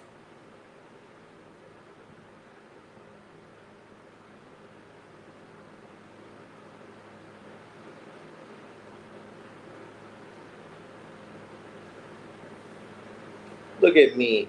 I look like a douche.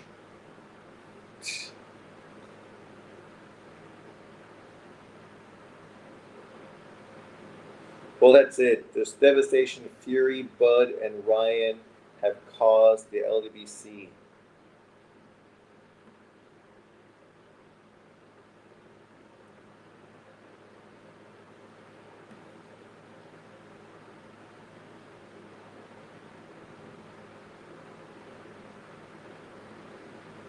And just fucking what Al Heyman has done this year is fucking destroyed the LWC.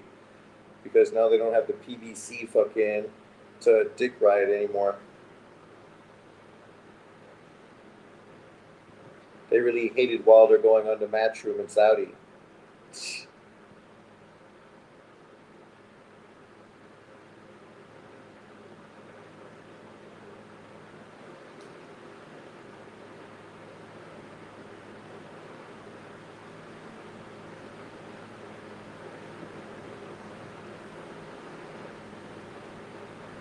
Ramirez, you got to jab at that chest. Don't have to hit the head, just hit that chest.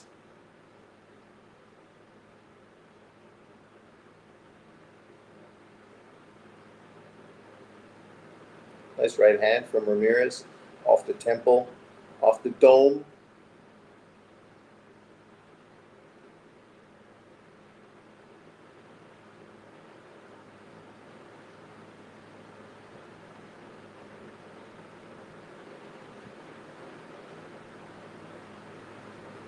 Good shots. Alex Pereira about 100 pounds lighter.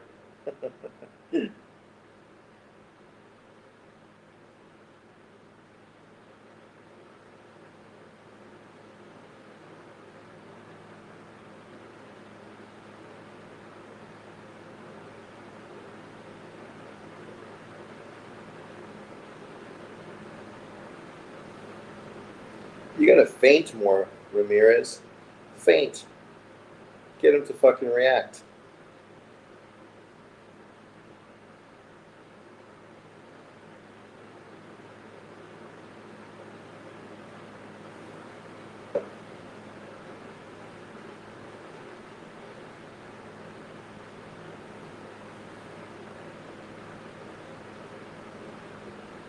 Nice little uppercut in the inside from Barboza.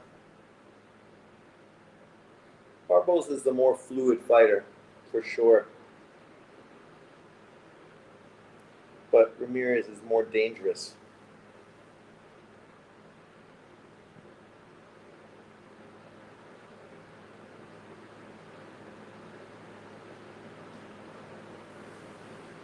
You would never know that Ramirez was the Olympian.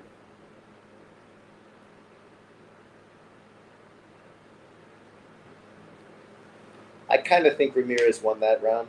That was still close. What do you guys think after 2 rounds?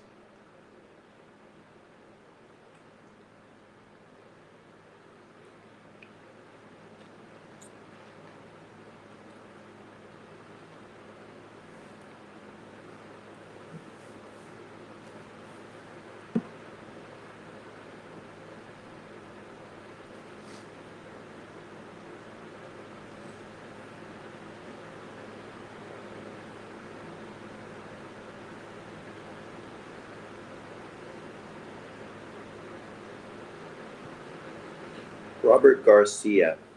He doesn't get as much respect as he deserves as a trainer, all because he's fucking not black.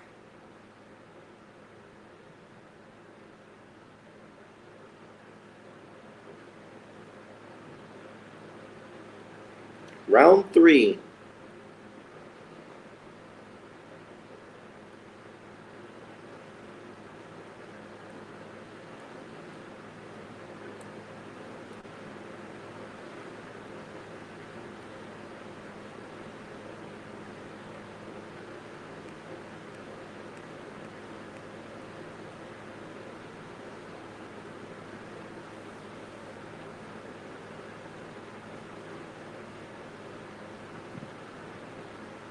This is why nobody was in a hurry to face Barboza. Hard to look good against him.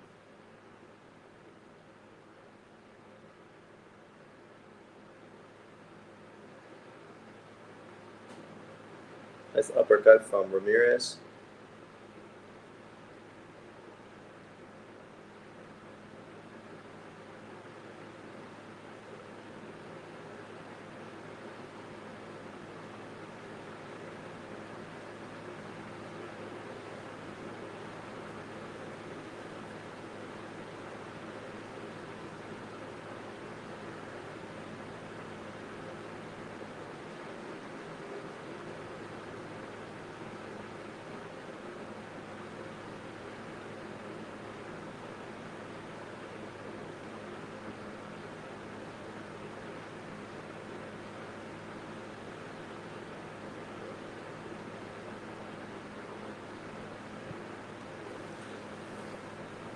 Ramirez's balance doesn't look great. Not to say he looked like Mike Tyson last night, but not far from it. Not far from it.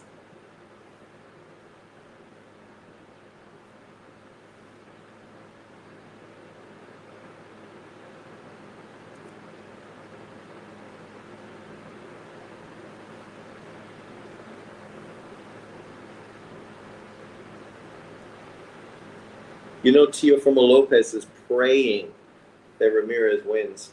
Because if he's got to fight one of these guys as the WBO mandatory, he definitely hopes it's Ramirez, not fucking Barboza. Barboza's got the wrong style for Teo to look good against. Ramirez, on the other hand, got the style that's perfect for fucking Teo.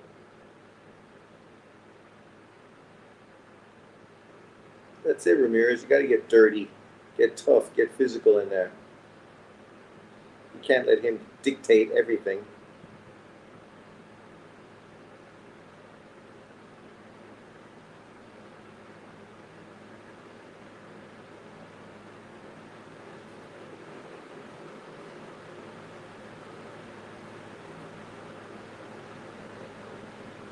I think that was the Ramirez round. But once again, not a lot of clean punches from either guy.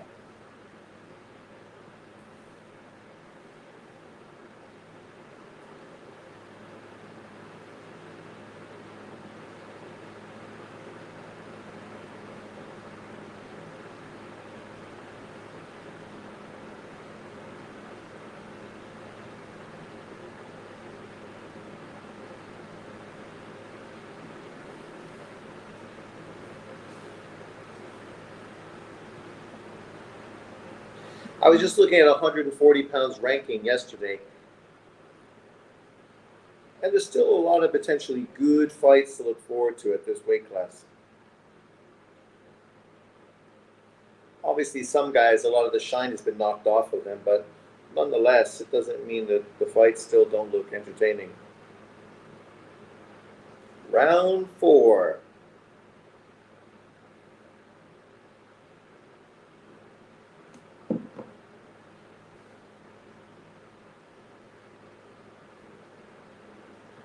There you go. Throwing combination.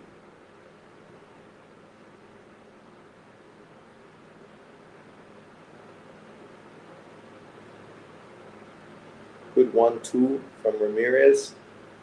Ramirez's timing is getting better.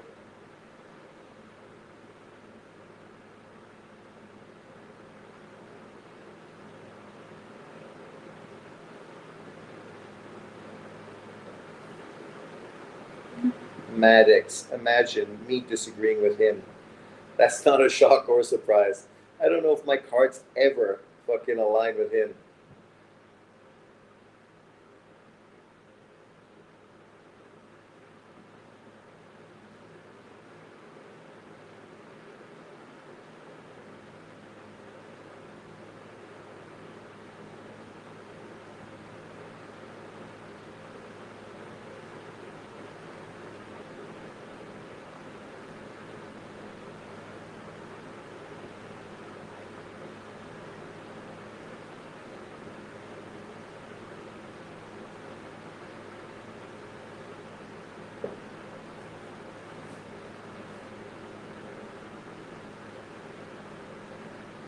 Let your hands go, Ramirez.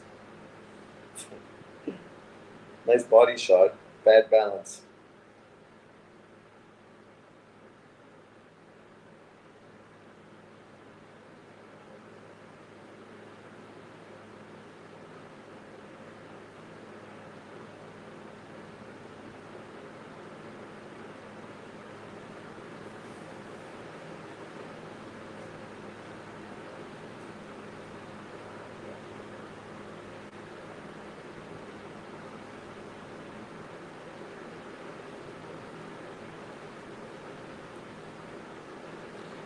The one problem about 140 is got too many of these kind of boxers.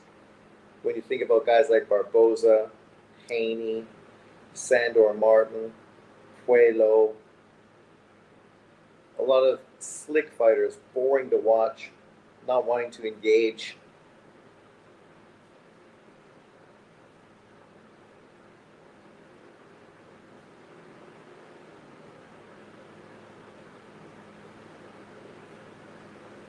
I think that's Ramirez's best shot so far, the overhand right. There you go. Let those hands go. Still got to land that left hand. But yeah, when you scroll through these rankings, it's not bad with Haney, Lopez, Haro, who tends to really seems to be a sleeper. Matias bouncing back after his loss. Andy Hiroka, the tough Japanese fighter. Jack, Ramirez, the Russian fighter that nobody knows of. Hitchens, Barboza. Adam Azim, the up-and-coming UK fighter who looks pretty good. Sandor Martin. Lindolf Delgado, the tough Mexican fighter. He's definitely looking good. I think he probably should be ranked higher than he is right now. 21-0, 15 KOs. I think this is the kind of fighter that David would love. Right, David? Well, that's it. A lot of these guys are feather-fisted runners, right? Like Barboza as well. Valenzuela, Dalton Smith, another UK fighter, looks good. Ernesto Mercado, Elvis Rodriguez, Josh Taylor still there. Cruz, Puelo, Gary Antoine Russell, right? That's top 25. A lot of good names, a lot of potential good matchups. Sandro Martin is good, right? You can't sleep on him, but again, a guy that's going to make you look bad. So nobody really wants to fight him.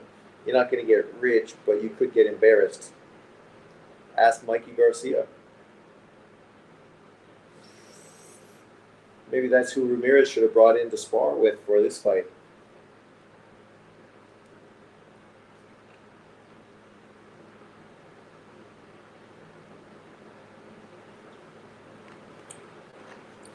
After 4 rounds, pretty much 2-2, but Ramirez is getting more aggressive.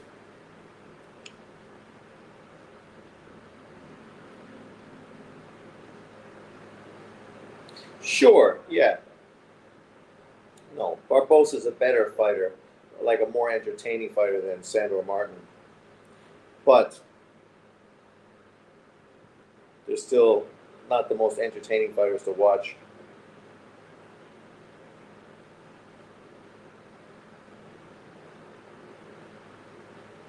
I can't believe that they say fucking Barboza landed so many more shots. I haven't seen too many shots landed.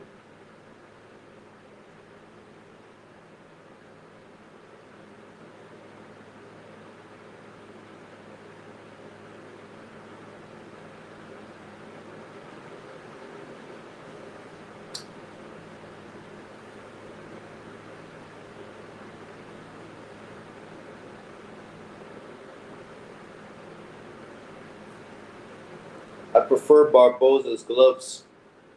I like those gloves.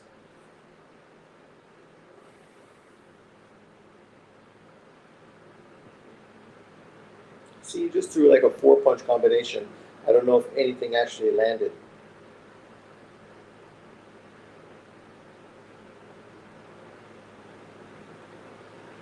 Harder Coil, what did you say? Who do you have winning? I got, well, after 4 rounds, I think it's 4-4. But obviously this round so far is competitive.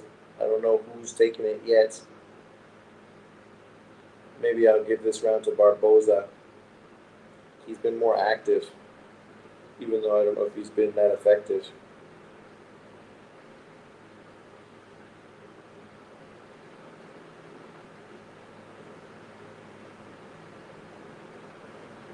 Yeah, after 5 rounds, I think it's about 3-2 Barboza. How much, blah, the time you look tired? Harder Coil, what are you saying? These rounds are close, super close, right? Neither guy is being very effective. Asking me what time is it here? Now it's 5:30 in the morning.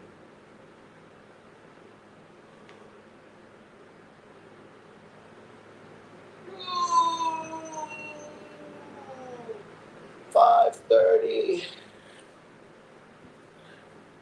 Oh, that was a good shot. I missed that.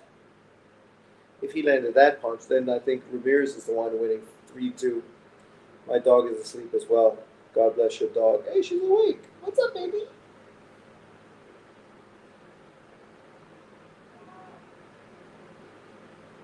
Who's outside screaming at fucking 5:30 in the morning?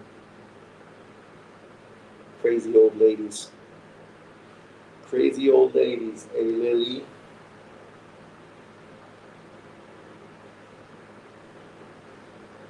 Round 6. Hopefully this fight can pick up. There you go, Barboza.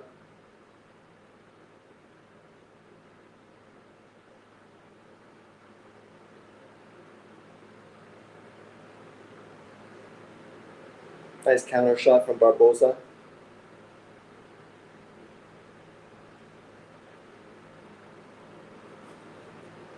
You got him on the ropes, Ramirez. You gotta fucking do something.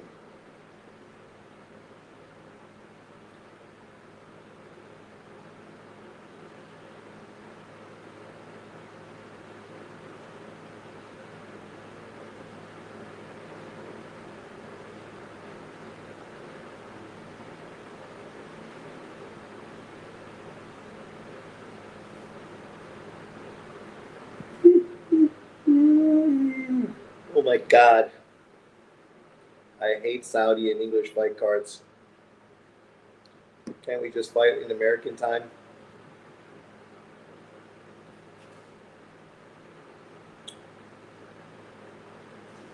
This fight card was too good to miss, though. And so far, it's lived up to the hype. Outside of this fight, which surprisingly has been pretty boring so far, which is maybe why I'm falling asleep.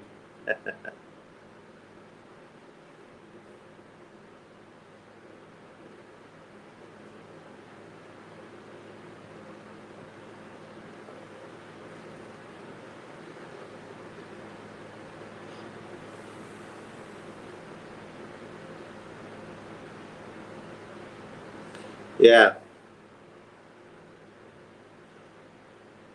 American time is worst. It's good for me because I can wake up in the morning at a normal time, go walk the dog, grab a coffee, come back and watch like the final 3 fights. These times I gotta wake up at 2:30 in the morning. Brutal. Which fighter is favored by the promoter here? I think it must be Ramirez, who's promoted by Golden Boy. But they both have the same manager, I think, which is strange, right?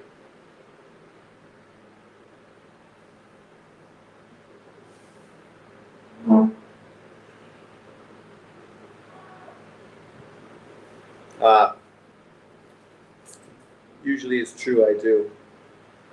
I know, Lily. Somebody's screaming outside. Throwing you off. Old ladies screaming to let their lungs fucking live. I will watch Mayak Jones UFC. I support Mayak. They'll both be washed. They must both be washed by now.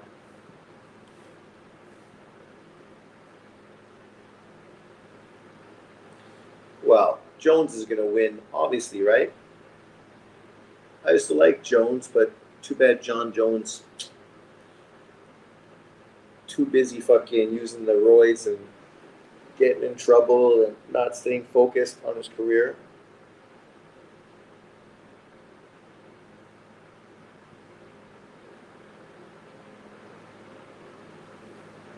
Excuse me. Round 7. The second half of the fight. So far, it's close. Maybe Barboza's up 4-2. But now Ramirez is putting his shots together. That's what you do, baby. Yeah. Do that. That's it. That's a fucking money shot.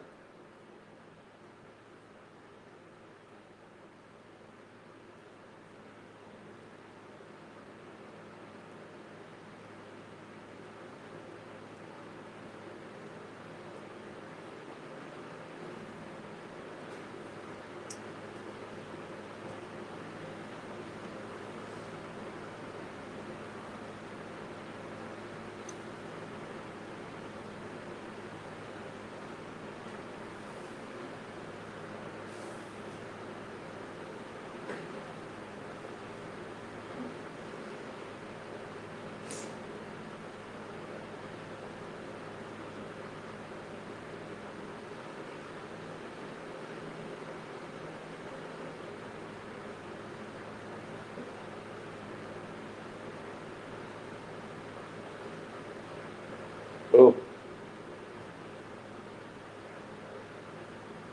Let those hands go, Ramirez. There you go. Throw that left. He started landing that left hand. It's going to be fucking lights out for fucking Barboza. So far, he's only been effective with his right hand. But if he starts landing that left,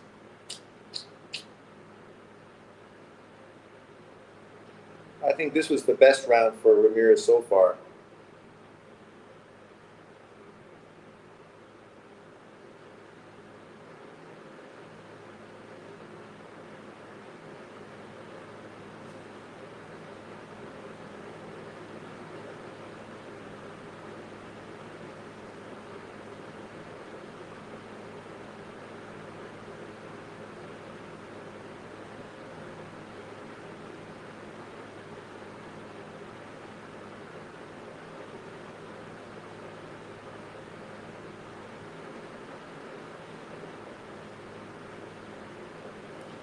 least this round is heated up a lot more. Hopefully this can progress for the next few rounds as well.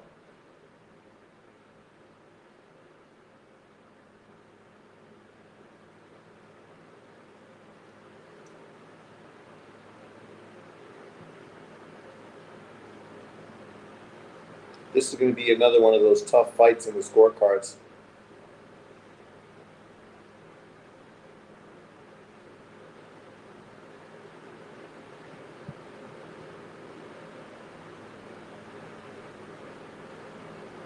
See if the Golden Boy fighter pulls this one off. I'm going to take a piss since we got a round.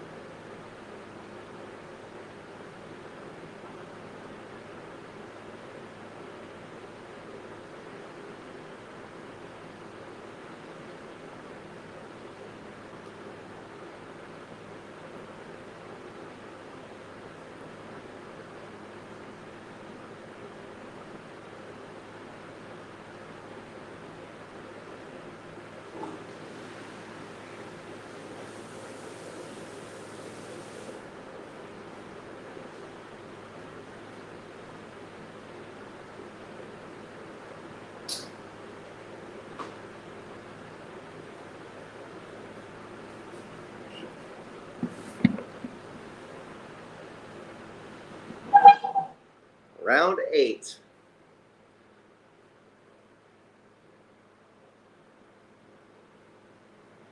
Clearly winning.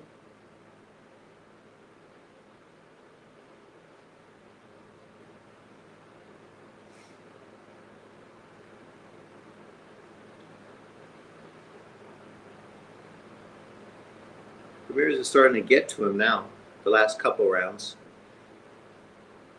I think he's got to take more chances.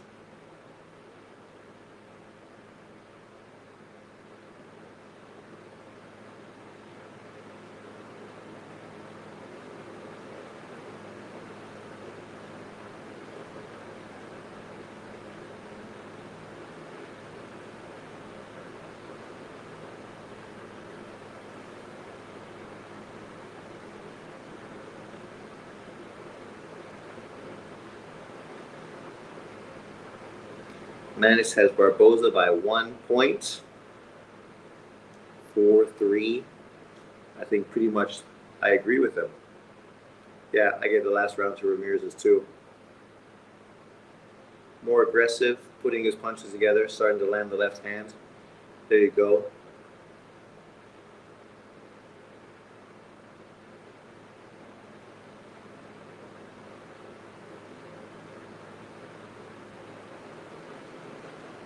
No championship fights this fight, so I'm surprised this isn't a 12-rounder, because isn't this like a title eliminator? So I'm surprised it's only 10 rounds. Because the winner of this should be the WBO mandatory for Teofimo Lopez.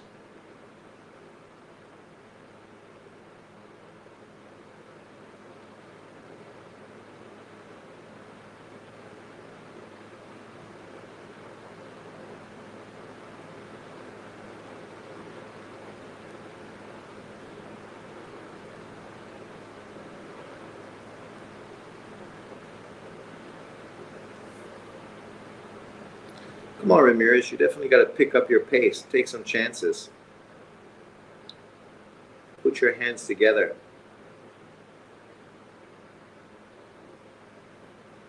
Barboza is content to just sit back, use his jab, and wait for opportunities. I like it better when he was throwing his combinations. At least then it was more entertaining.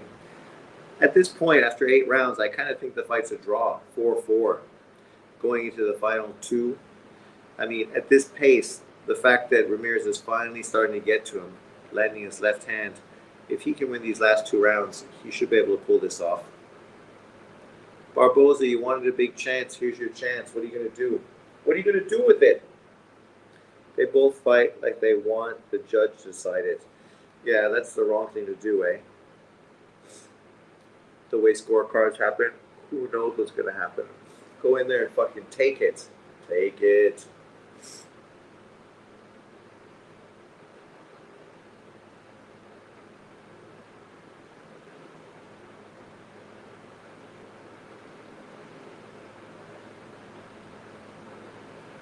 Sure.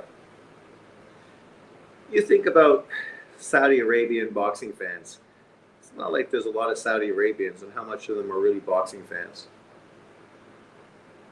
And you don't have any big name on this fight card.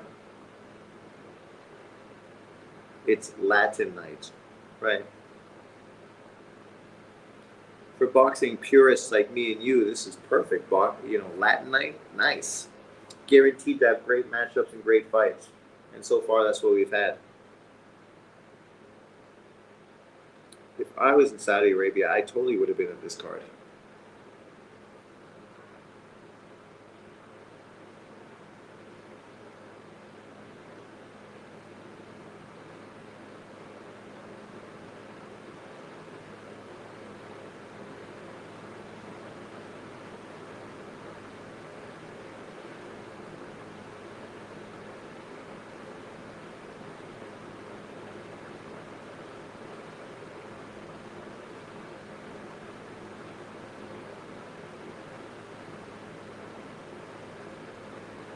Ramirez got to be more like Katie Taylor and use his head a bit more on the inside.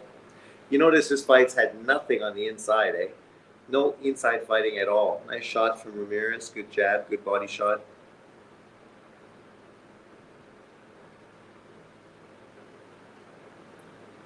Pay-per-view, $65 with $650. You got him. Now throw. Let the left go. Man, head hunting too much, Ramirez.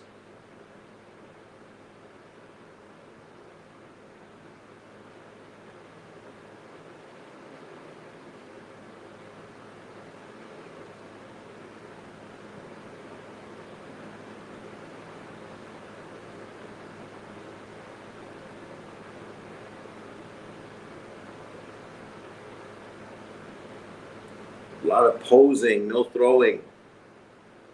Let your hands fucking go.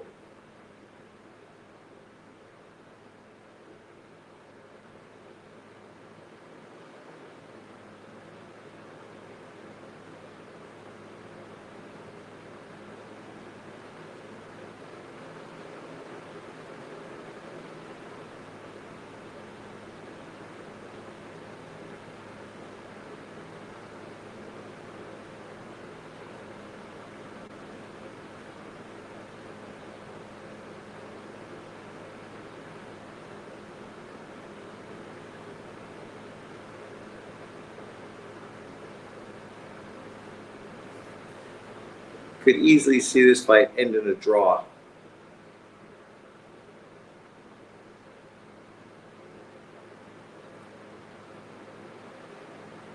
I think Barboza won that round. Catching Ramirez with counter shots. 1 round to go, Ramirez. What are you going to do? What was my prediction? I predicted Barboza to win, but I don't remember if it was by what kind of decision. Split decision. I might be winning my money on this one. Where does Ramirez go from here if he loses, right? Because now he becomes a bit of a Petraza, a stepping stone, right? Maybe throw him in with a guy like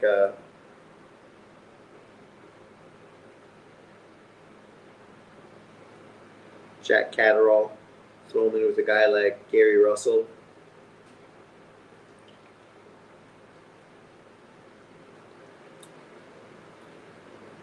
I often thought he should have moved to 147, but obviously he doesn't feel that he would be better at 147, so he stayed at this division.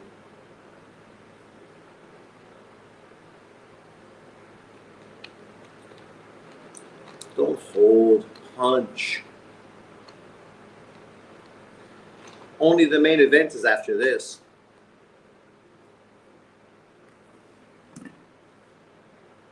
Smith versus Zurdo.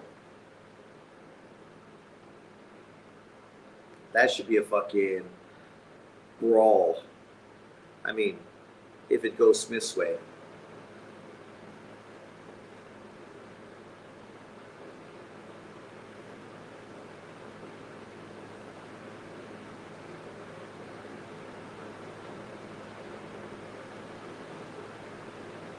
And who say Mexican fighters can't box?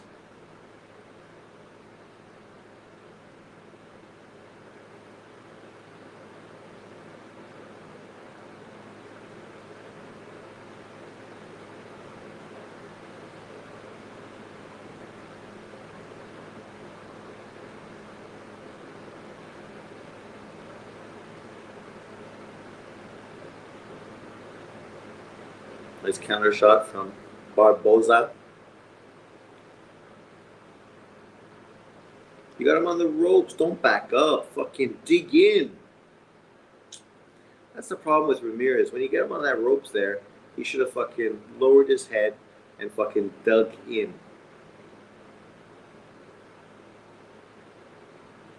He's trying to keep his range, but that hasn't been that effective. If at first it doesn't work, try again, or come up with a new plan.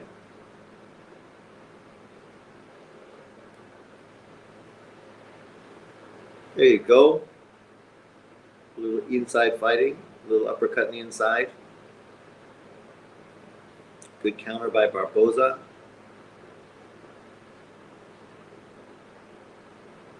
Oh, big right hand from Ramirez. Come on, Ramirez, fucking go. You only got 30 seconds. If you dropped him, that could be the difference between winning and losing. Oh, nice counter from Barboza. Nice right hand down the pipe. Ooh, another one.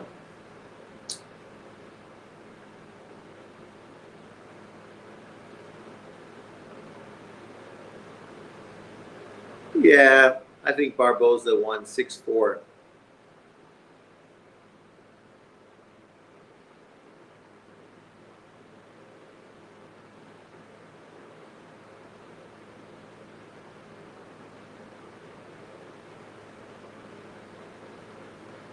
Of course. Did he say that? Did he say robbery? He's such a fucking idiot. Can you imagine?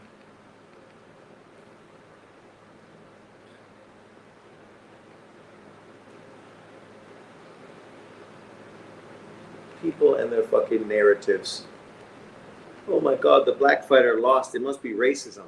The Saudis must be anti-fucking black Americans. I mean, it's got to be that. What else could it be? Everybody hates black Americans.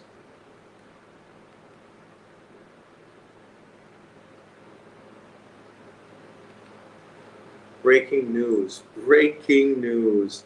Tevin Farmer was robbed against William Zepeda. How the fuck is he robbed by William Zepeda when William Zepeda landed 200 more fucking punches? You win rounds, and whoever won more rounds is the winner, right? Vindication, almost a vindication for Barboza Jr. Like this fight. He wanted this opportunity. Barboza's going to win because Barboza landed more punches than Ramirez. But he never got the punches off. This was a case of accuracy because Barboza didn't throw as many punches as Ramirez, but the ones that he did throw landed cleanly. Actually, he threw more, didn't he?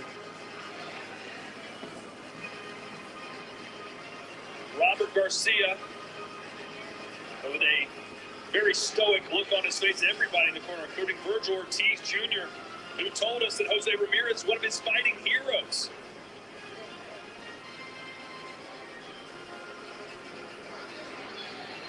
He's got to move up in weight. I'm telling you now, the weight is damaging his performances. That's what I said. Because he hasn't looked great in years. Alexis Right. Rocha and He was Curiel once Sergio, when you dynamic, heard this fight was announced, explosive, you got very excited. I powerful. did get very excited because I got to give credit once again to Golden Boy Promotions for putting up their prospects like this. I mean, that's one. And then Rocha coming off that tough fight with Santiago, going with another big puncher and another big man in Curiel. Man, that's going to be fireworks. I can't wait. Wow, Mora, he's had a fight since the Santillan Meanwhile, we loss. are You know. awaiting the scores here in Riyadh. Thomas Triber has made his way into the ring. Will it be Barboza Jr. or Jose Yeah, he Ramirez? does fight like Let's Jermaine find Ortiz, that's true. Skilled, but not so entertaining. Leszek Jankowiak scores it 97-93, 97-93. Judge Stefan Nicolo scores it 96-94, 96-94. And Judge Fernando Villarreal scores it 96-94, 96-94. For your winner by unanimous decision, para el ganador por decisión unánime, Arnold Barboza Jr. I wish it was split decision, then I would have got my prediction right. He was desperate for this fight, desperate for this win, and he's just changed his life, Sergio. No, man, listen, he worked hard for this opportunity. 97-93 is pretty much the way I saw it.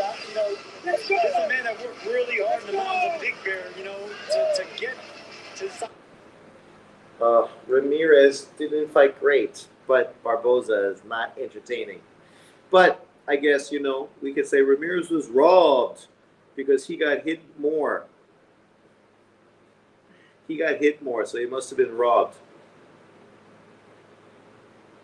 Long time to get this fight. You have a lot of emotion after hearing your name called. What's going through your mind right now? For answer your question, I'd like to thank God. I'd like to thank, Golden Boy. I'd like to thank His Excellency Turkey. I'd love to thank Saudi Arabia, baby. I love it. Hope you guys have me back. Real quick, Chris, if I can, I just want to give a shout out to all my sponsors, man. West Coast Genetics, Los Toros Mi Marque, Exclusive Grills, Active Collision, and of course, Davis Jewelry and Monte, Snack, Everlast, Mr. Victor Conti was with me all the way, man. Appreciate you guys. I know that wasn't the source of your emotion. What was the source of your emotion tonight? Oh, man, it's just a long time coming, man. I've been waiting for opportunities like this to fight a great. I don't know if it was a great performance, David. Man, I was hugging him all the time. It was an honor. Because, I respect Jose Ramirez the fighter. I respect Jose Ramirez the person. Snack. I respect Jose Ramirez the father. Thanks, Everything Snack. about him, man. He stands for everything you need to stand for. His whole team, man, Robert Garcia and their team, man, great team. I respect them all. This is something that I've been waiting for, man, my whole career. 11 years in the making, man. I was close to hanging him up. A few years back, signed with Golden Boy and gave The me the first juice fight was again, really man. good. I just want to thank Oscar and Eric and all them for keeping their word. That fight was a and great getting me this back and fight. forth All matchup, week too. long, we talked about, what would it mean if you won this fight? What would you go on to? Said, I'm not talking about anything else but this fight. You've been waiting for this specific fight for years. Why was this fight so important to you? This is my championship fight, man. It's really well. This is how I think it might feel to be a champion. I know it probably feel a little better. But, man, all the time that we spent Duarte. together, same promoter. Probably the best fight of the night was Duarte versus I come in Akmenov. promoter for a new fresh start. I got a fresh start, and then he signs, announced the same day I fight. I felt that that was kind of like, man, Akmenov got robbed. I guess I this is should the make fight a that I've video been doing wanting. that, We went but to Big Bear. I don't know what We racial sacrificed, fucking saludos a profile Jaime I'm using Munguia there. For letting us borrow the gym and echando la mano.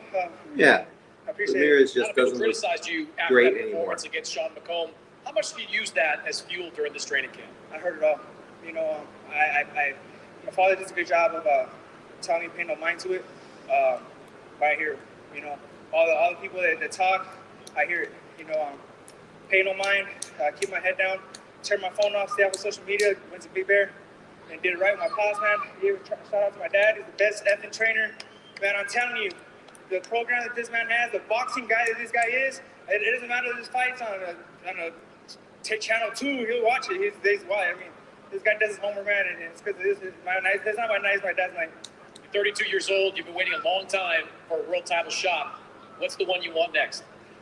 You know, if I can real quick, you know, I want to tell WBO especially, I'm very sorry that this wasn't a title eliminator. You know, I've been ranked #1 contender for the past 2 years, and I've been paying sanction fees the past 5 fights. I hope you guys find it in your heart to, you know, keep me #1 and give me a title shot. You know, I just felt like, you know, paying the sanctioning fee and for a title eliminator where, you know, a super champion can jump the mandatory. You know, so and Teofimo denied him and me already. So I felt like we weren't even going to get a chance either way. You know, so I decided to put a little more money into my pocket for my kids. Hope they can forgive me for that, or if they give me a shot, or not any sanctioning body, I just love a title shot, man. How's sanctioned body going to get upset if he fought Ramirez? 31-0 now, 31-0. And I think I'm the only fighter at the top that hasn't got a shot. You know, there's some guys that come to the division and right away they get a shot. They come from 135 to 140 and get a shot. Rolly Romero coming off a knockout loss. 3-4 years. So if they can please give me a shot, you know, I'm here, you know, wanting to strap around my body any bout, doesn't matter. Congratulations, Arnold. Thank you, Chris. Well, he didn't pay the sanctioning fees, and he said, hey, I didn't pay it, but still make me #1. Sometimes boxing doesn't work that way, Sergio. They want that cash. Of course. You know what, man? I'm glad he stood his ground. He should continue standing his ground because, yes, he was around for a long time. He's 31-0. Guys under him have been getting title shots like that. So now he's #1 contender. I think with a performance like this, he just beat a former champion, another former champion on his resume. He's #1. He just fought fucking Ramirez #4. Hitchens is going to fucking fight Paul for a world title, so he shouldn't be in the rankings. Jack Catterall is right there as well. But both him and Jack have been fucked over, right? Is this his best win? For sure. Is Mally Scott the head trainer for Zurdo? I think he's co-head trainer. Co-head trainer along with the Korean kid that always has been with Zurdo. Riyadh. Modern residence. Innovative retail stores. Sustainably designed low carbon emissions. State-of-the-art football stadiums. That building is cool as fuck.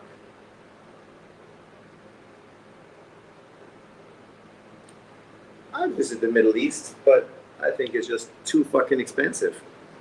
I don't know if I could afford to take a vacation there. They have Best Westerns there.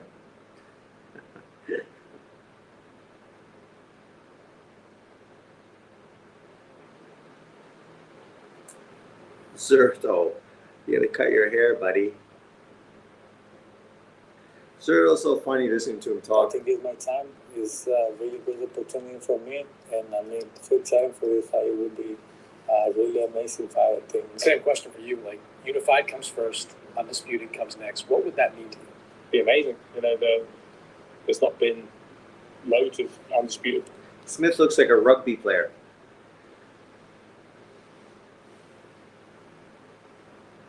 This should be a good fight. Zurdo, Smith.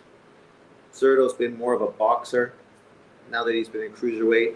Smith is just a tough, hungry, come forward, beat you down, break you down fighter.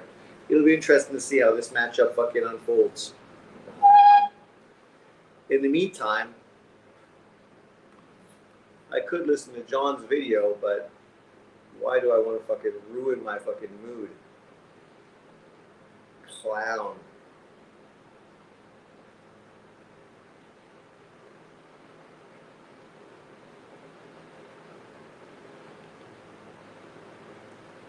He's the same guy yesterday that got upset and shit on boxing fans for supporting Mike Tyson versus Jake Paul. Yet, I don't know any boxing fans or boxing channels, maybe showbiz, that were really pushing that fight. Because everyone knew what it was, a money grab, right? Nobody was excited to see Mike Tyson in this fight because it couldn't work out good anyway. The only thing we took away from this card was the card was solid, and we're happy to see that boxers were benefiting from Netflix, right? Specifically the girls even more. But no boxing fans were excited about this. It was purely casual sports fans. That's why Netflix crashed and why over 120 million people tuned in. There's not 120 million boxing fans fucking globally. This is casual sports fans that want to see Mike Tyson. But you're going to shit on boxing fans.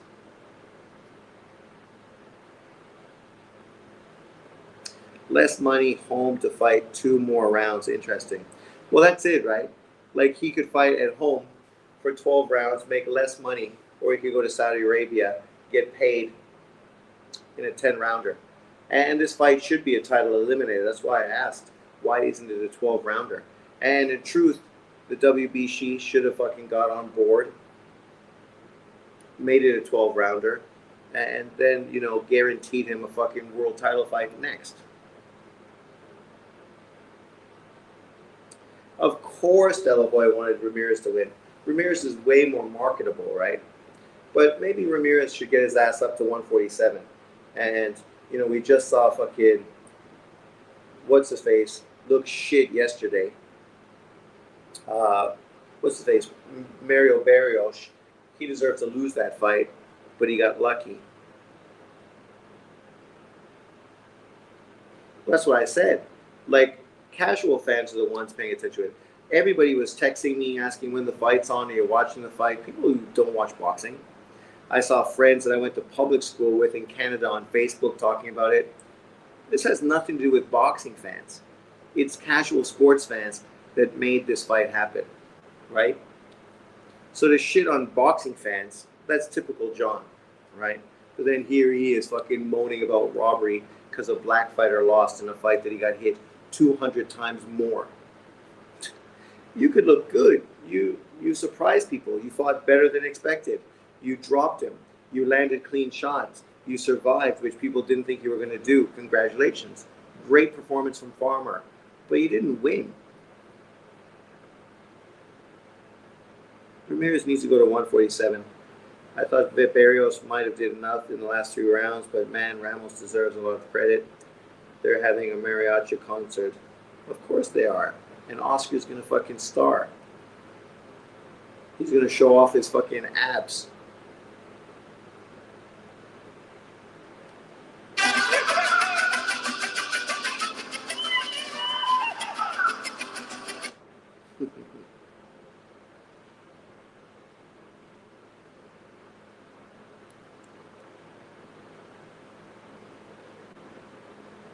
The problem is fucking Riyadh loves to have these long fucking drawn out shit.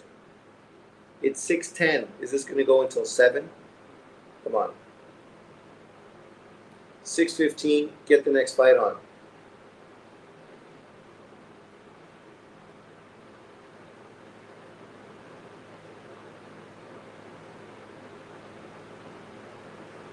Well, it just makes Tank Davis's victory against him not age that well. Ended up fucking struggling against the guy that is ranked like 25th at 147 pounds. And then they're talking about how he became world champion. Who did Mario Barrios beat to become world champion again? Nobody.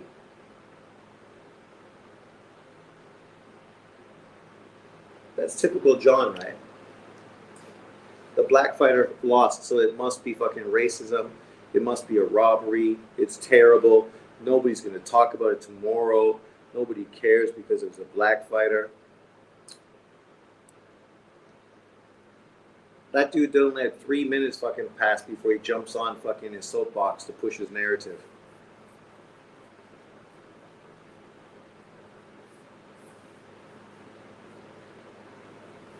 I mean, I thought Akhmedov got robbed in the Duarte fight. Is he going to make a video fucking up in arms about that? Of course not.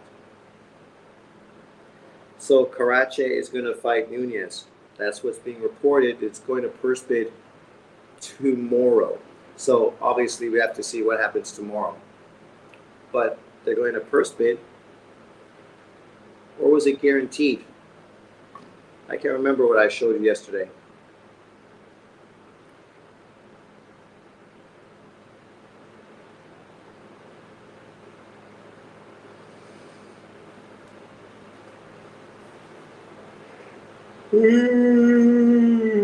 Story.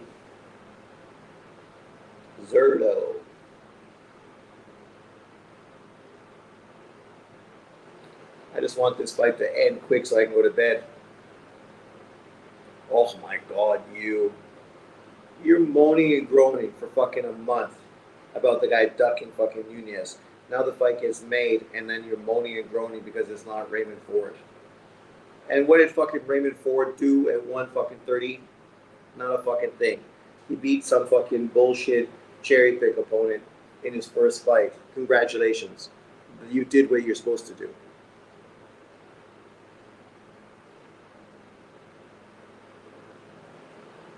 Yeah, according to them, it's a done deal. I have Zurdo by decision. But if I'm having Zurdo win, it means I think Smith is going to win.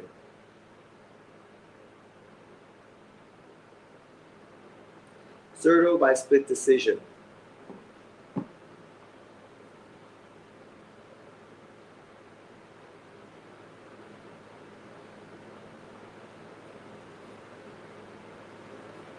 That's why we fight the fights. Benavidez Morale undercard is fire. Oh, come on. You better put good matchups on if you're going to fucking be pushing pay-per-views fucking consistently. 5 pay-per-views a year. Basically, that's all the pay-per-view the PBC is going to do anymore. So they better make sure the fights fucking has some good undercards, because who's paying $85, $90 for fucking Morale versus David Benavidez? Like, the only people that care about that fight are hardcore fans. Most other people don't even know who those fucking guys are, especially fucking Morale.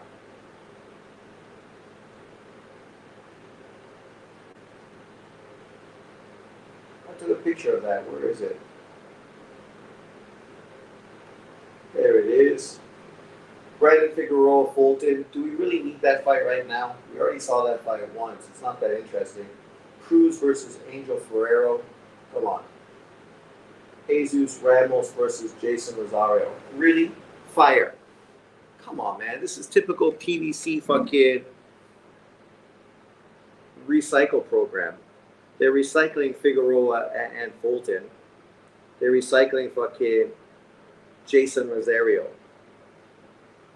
I mean, really?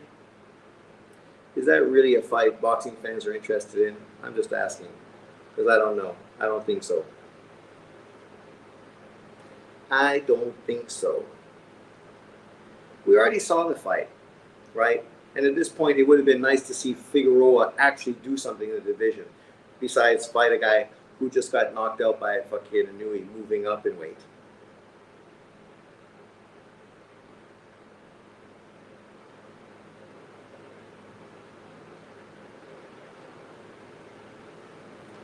Benavidez.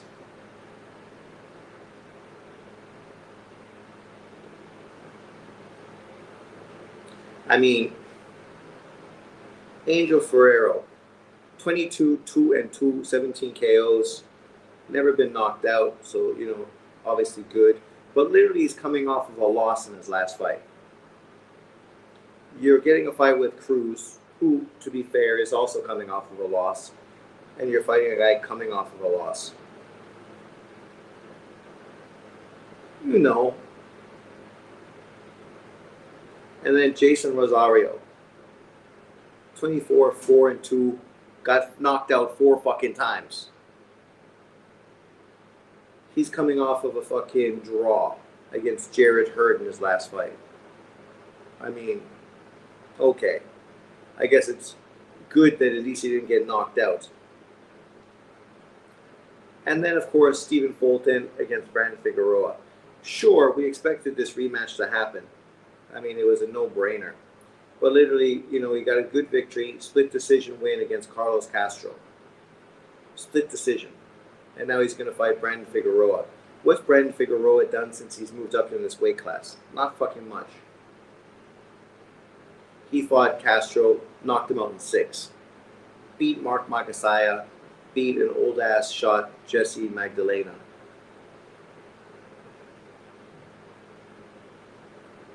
I know he's now a world champion because the other champion's in recess.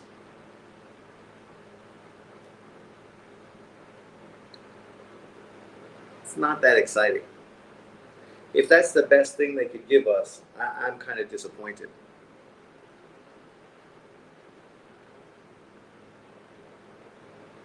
But they're probably saving the better fights for the Tank Davis undercard in March, right?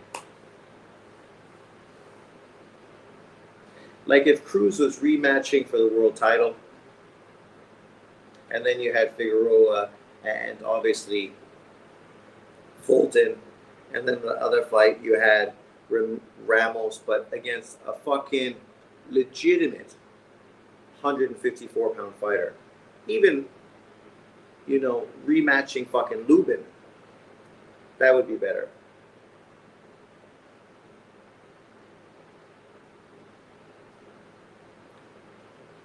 Even that fight. Obviously, De Los Santos, we don't know if he's a 140-pounder. But you throw a fight like that on the undercard, that's a very intriguing fight, right? Gary Russell once had a 100% KO ratio, was getting fucking tons of smoke. De Los Santos, a tough, awkward, hard puncher. Zurdo Ramirez.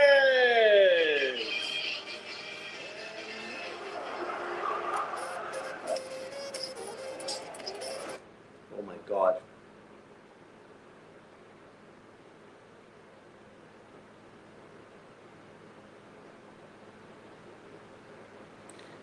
Cruz Russell, yeah, that would have been an intriguing fight.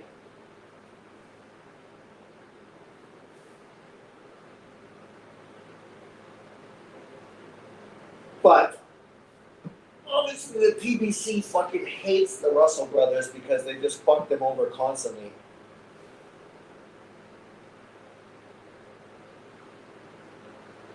Inactive. You're being a little harsh. Garden Snake. It's a pay-per-view. Which fight on the undercard are you really excited about? Really excited about. A fight that you couldn't miss. Because to tell you the truth, I fucking could care less about any of the fights. The only fight on that card I'm interested in is Morrell versus Benavidez. The other three, I don't fucking care. And I love boxing and I'm hardcore. But those three fights, I don't care.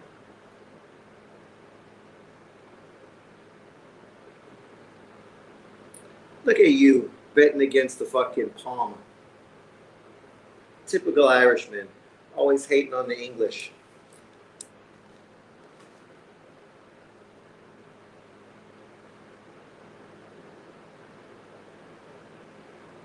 Oh my God. You still fucking on about this? Jesus, man, you just won't let go.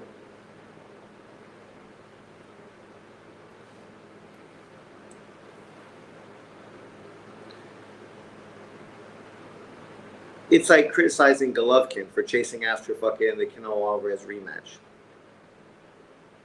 Of course he's going to chase after the Canelo Alvarez rematch. Why wouldn't he chase after the Canelo Alvarez rematch? Everybody would chase after the Canelo Alvarez fucking rematch. You would chase after the Canelo Alvarez fucking rematch. So why are you so fucking stuck? Move on. Obviously, you got a personal grudge against fucking Cruz. I don't know why.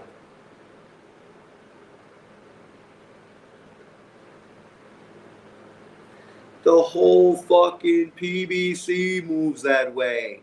It's not an Isaac Cruz issue. It's a PBC fucking issue.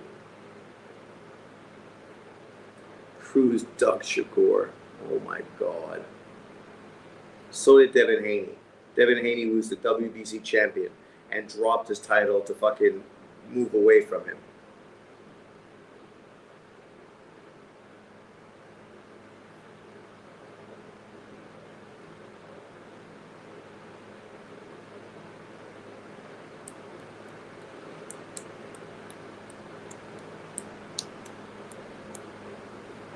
Yeah, so then put the blame where it belongs.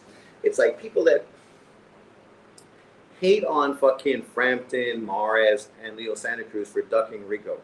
And literally shit on Bob Arum because he ruined Rigo's career. Yet the only two big fights Rigo had were both with Top Rank. The PBC fucking blatantly ducked Rico and never put their fighters in fights with him, even when he was a PBC fighter. But Al Heyman gets no smoke at all. He can do no wrong because he's black. And because he's black, he can do no wrong. Black people in America can't do anything wrong, even when they're blatantly breaking the law and doing something wrong. They still can't do anything wrong. Black privilege. Right, John?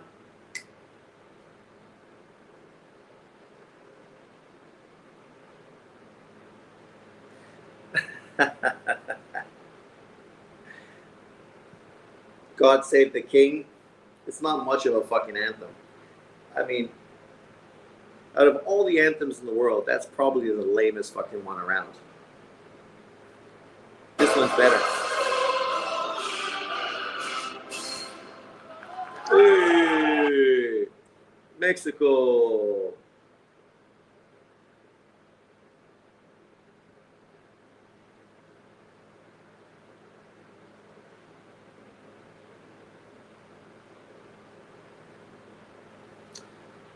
Well, I hope that Smith wins, but I picked Zurdo to win. I just think Opataya versus Smith is a more entertaining fight.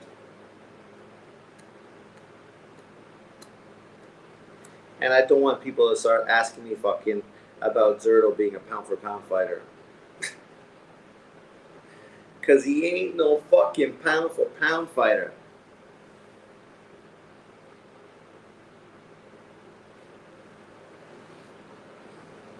What's the best win on his fucking resume?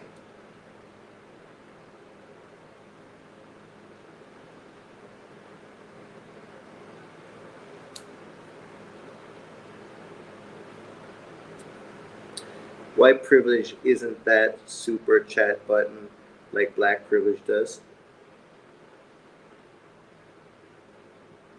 That's true. That's true. That's true. See, that just shows you black privilege, right? If I was promoting black privilege, I'd be getting way more super chats, apparently. Ah, no, he doesn't. Drunk Irishman, who's the best fighter on his resume that he beat? He hasn't fucking beat anyone. Even if he beat Smith, people don't consider Smith anyone. He was supposed to lose to fucking whatever his name is. He was supposed to lose the other. He's supposed to lose every single fight he's been in. This dude literally hasn't beaten fucking anyone. Zurdo. Never unified at 168 against anybody. Lost when he stepped up against a decent fighter at 175. Went up to cruiserweight. Cherry-picked a French fighter that hadn't really done anything. The only difference was he probably should have picked the WBC champion, who's even fucking more garbage. And now instead of facing Joe Opataya, he's fighting Smith because he's the easier direction to move. He's done nothing.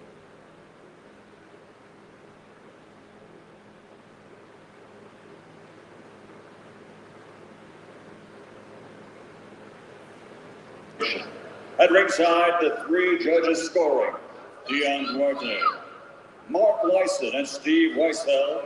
And inside the ring, in charge of the action at the bell, World Championship veteran Harvey Daw. Harvey Daw. So now, ladies and gentlemen, French fry. The officials are in place and they are ready. The fighters are in the ring and they are ready. So for the thousands in attendance and the millions watching around the world, from Riyadh, the Kingdom of Saudi Arabia, let's get ready to rumble!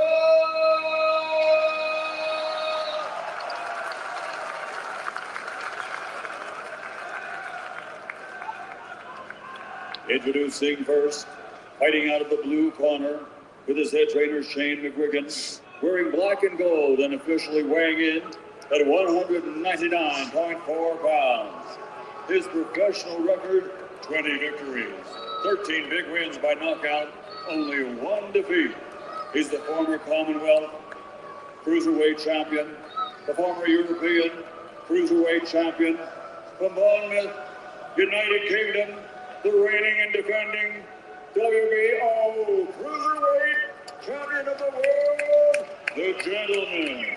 Here is Billum Smith.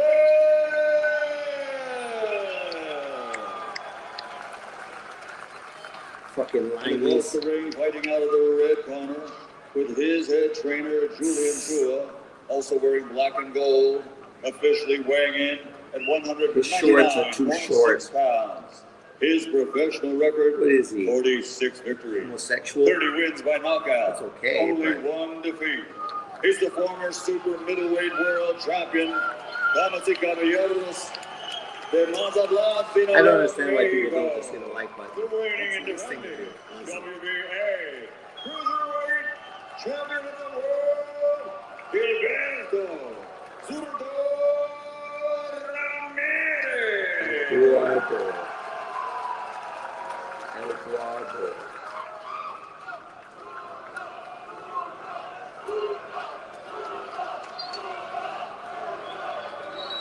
Okay, Box, you received my instructions earlier. As a reminder, obey my commands at all If Smith times. wins, it's going Protect to yourself ruin at all fucking times. Oscar De La Touch Hoya's gloves. holiday. Chris Billum Smith said his That's true. dream was to just sell a couple thousand tickets Stop in his using hometown Tank of to make a Bournemouth one point. day, but here he is. Stop using Tank to make a point. Here we go. Tank also doesn't have a loss on his resume. We're off. Round one. Zurdo Ramirez versus Chris Billum Smith, otherwise known as CBS. This is a clash of styles. The slick boxer versus the power-punching Englishman, looking to come forward and land devastating power against the Mexican fighter with his super short shorts, giving him the ability to run around the ring at will. And lost. So far, it's quite a bit of a fencing match between the two of them. Red gloves versus blue.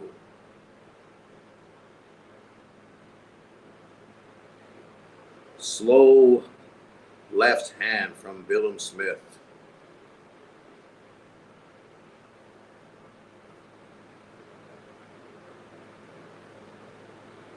Oh, my computer froze. How devastating.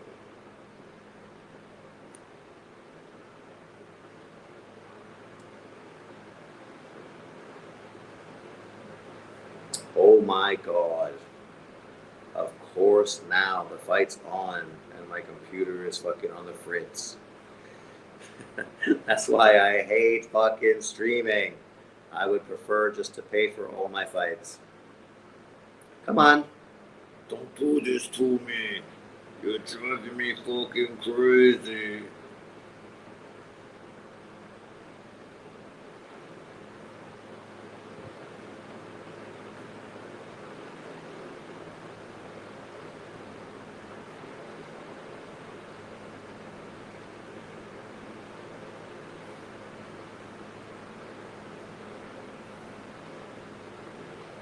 I think Zurdo's going to get knocked out.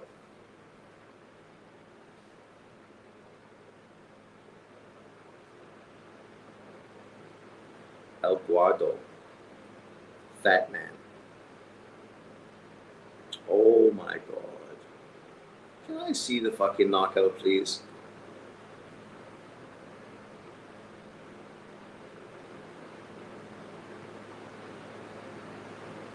I've been staying awake all this time just to fucking see this fight. Don't rob me of the privilege.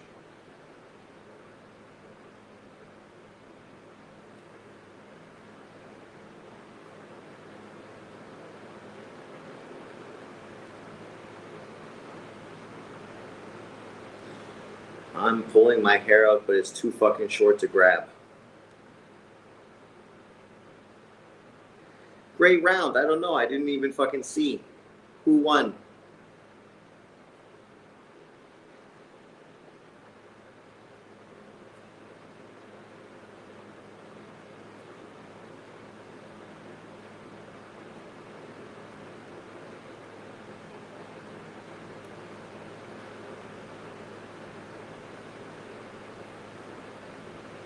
Oh my God.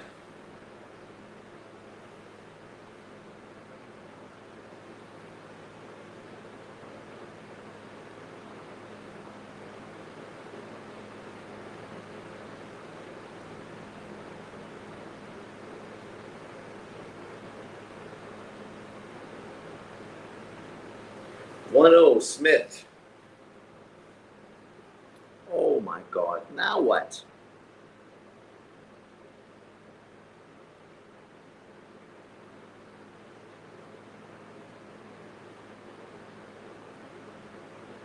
What the fuck? You're driving me fucking crazy.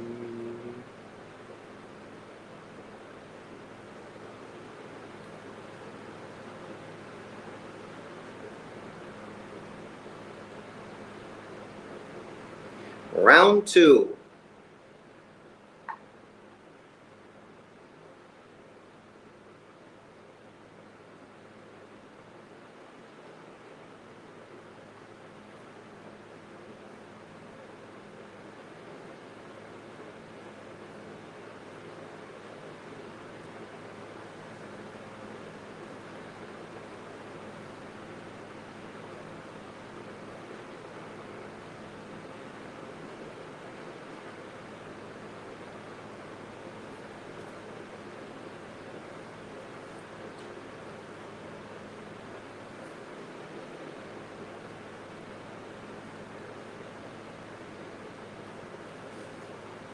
Good body shot from Smith.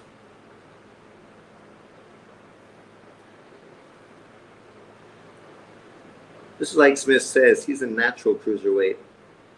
Zurdo is a blown up cruiserweight. And when you look at their bodies, it definitely looks that way.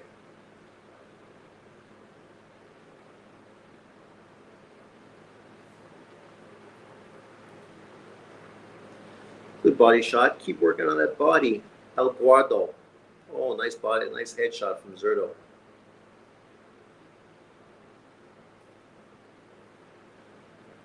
I never understand why people don't like cruiserweight fights. A little more athletic, a little smaller, a little faster than heavyweights, a little more action, a little more activity.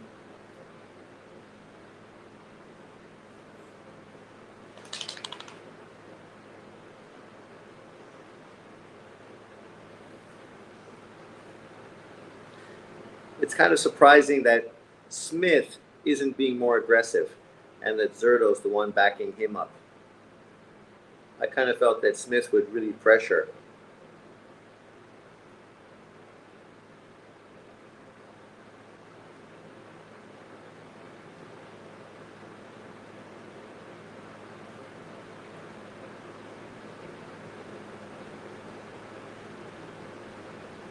Oh, big right hand from Smith.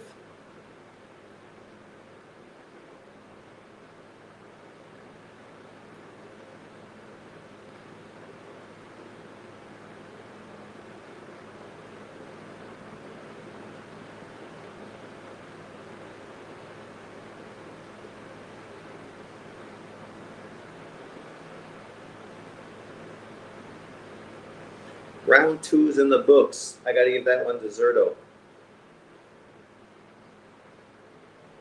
Well, not too many American names, right? But that should just be American boxing fans. Fuck them. Boxing fans.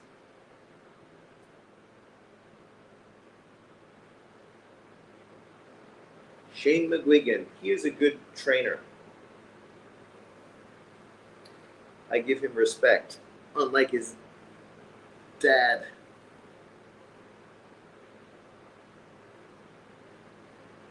Oh, caught him with a nice boom.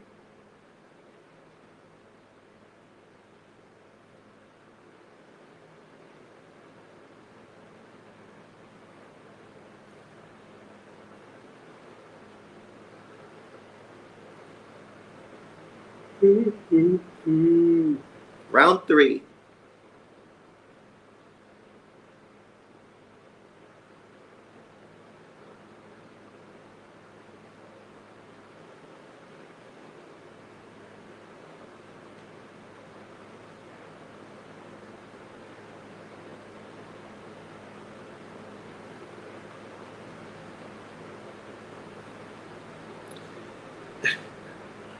Smith moves like a cat, stumbling over his feet. Big shots from Smith. There you go. Put those punches together. You should be moving him back like that. Ground and pound.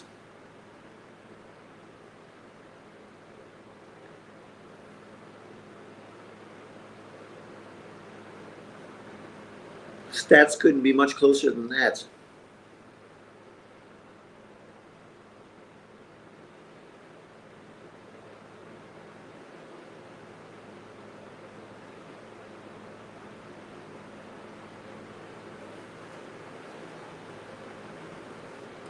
Good counter shot from Zurdo.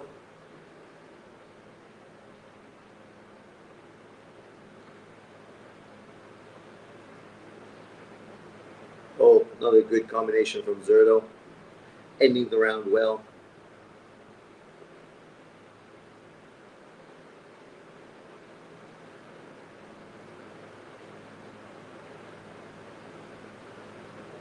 Oh, catching him coming in.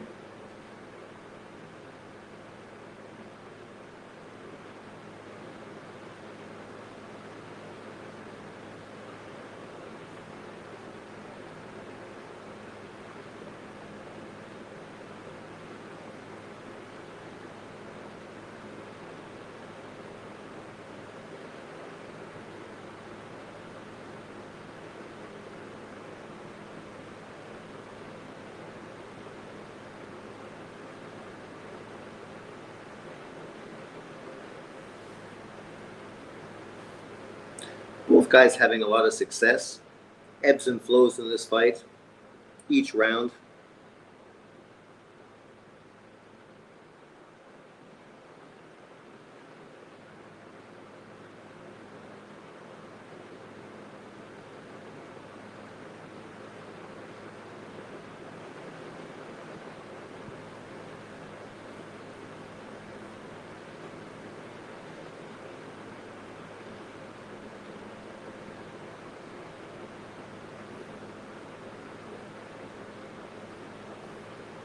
Round three. Round three?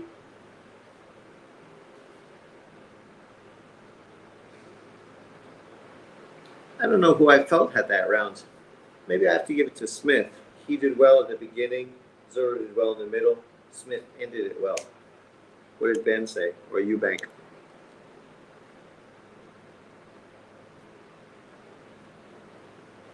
Eubank cloud chasing again. 2-1 Zurdo. Of course you're going to say that. I got 2-1 Smith.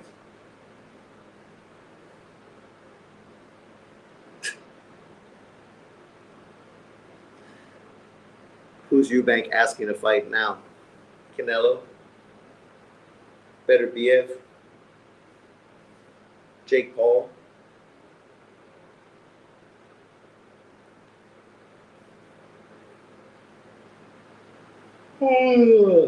Round four.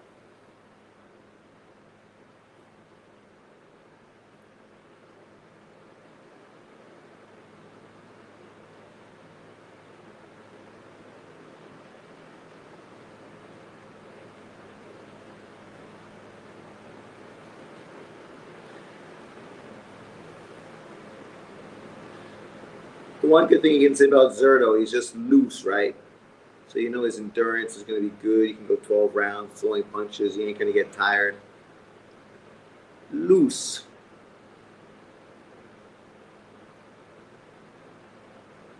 Whereas Bill Smith is like a rock'em sock'em robot.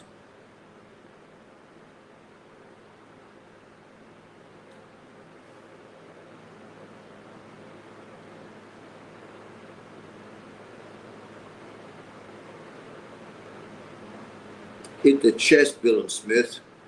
Straight right. Cave in his chest. Take out his heart and eat it.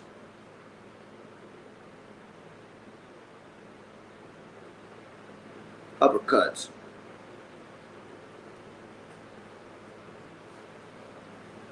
Hi, Lily. What's up? What's up? What's up, baby?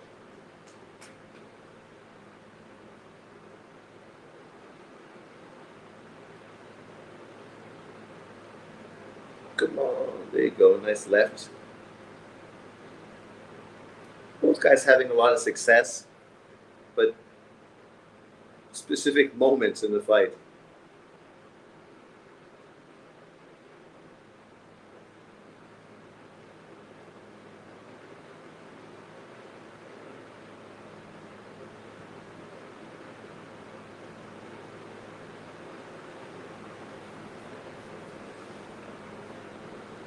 Hit that body. Hit that body.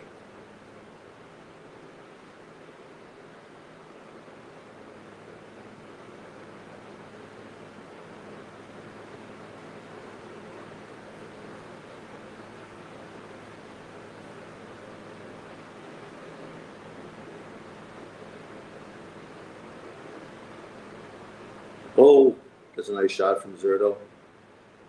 Boom.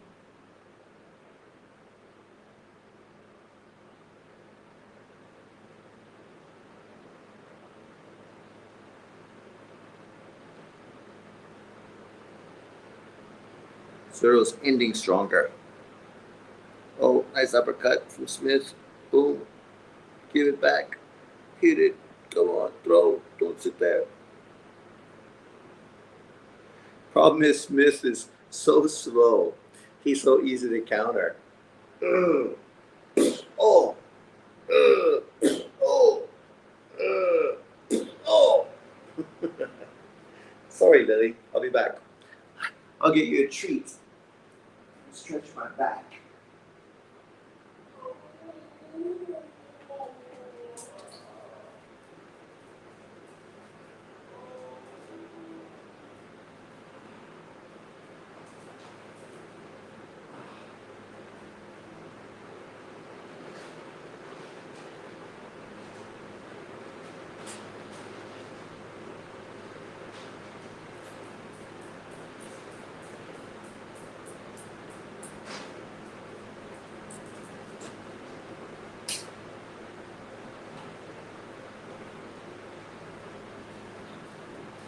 Nothing I'd rather eat than some goose trachea.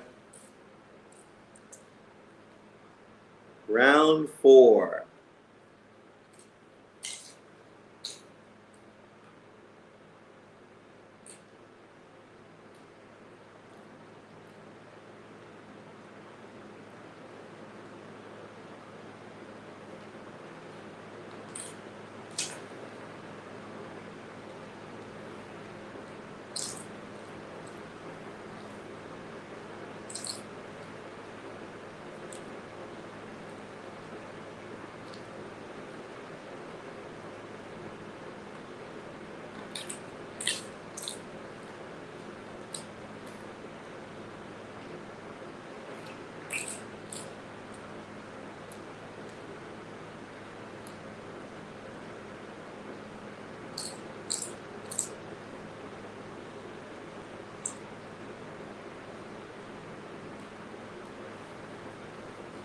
Nice uppercut in the inside. Lean on him.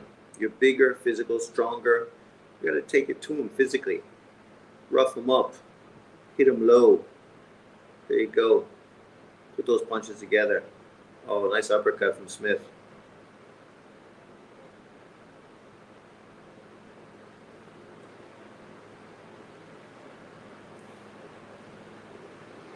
Zurdo's gonna come on in a minute.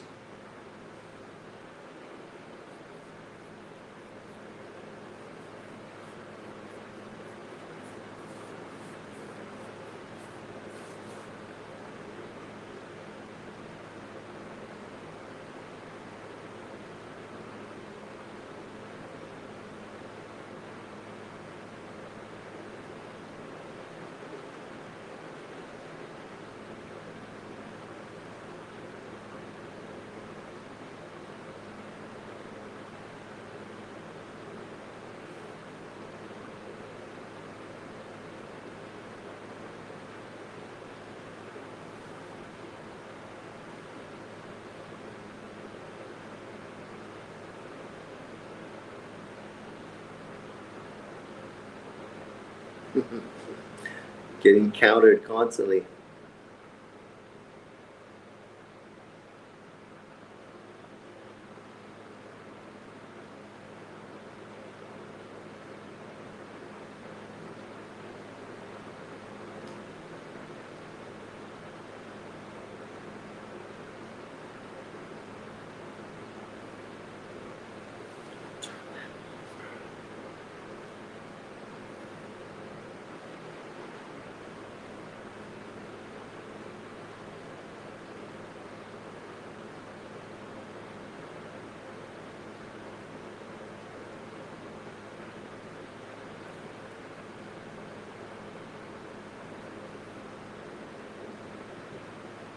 The rounds are really back and forth, but yeah.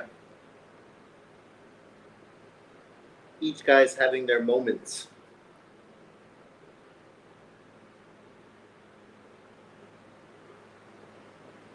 (4-1) Zurdo. You're biased.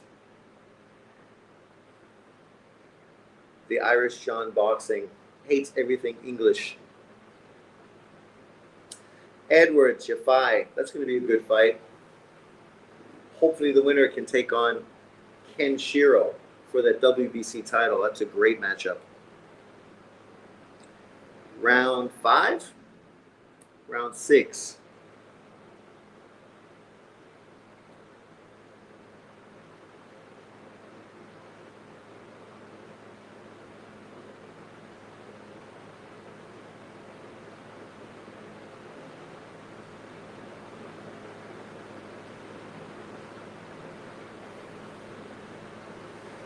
Smith just looks like such a country boy. Greta Thunberg, how dare you? That woman, or that kid, or whoever she is. Delusional. Nice combination from Zurdo. Zurdo just flows a lot better and obviously has way faster hands. Smith's landing good shots, but his punches are so slow. He's like fucking Frankenstein monster. When fucking Muhammad Ali described fucking George Foreman, that's fucking Smith. That's him to the T.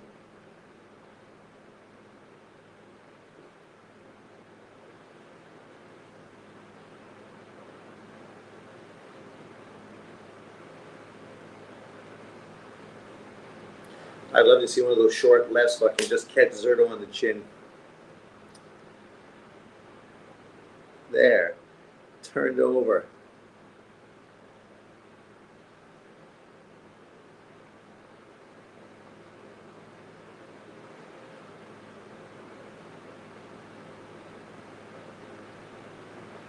Nice uppercut from Smith. Keep hitting that body.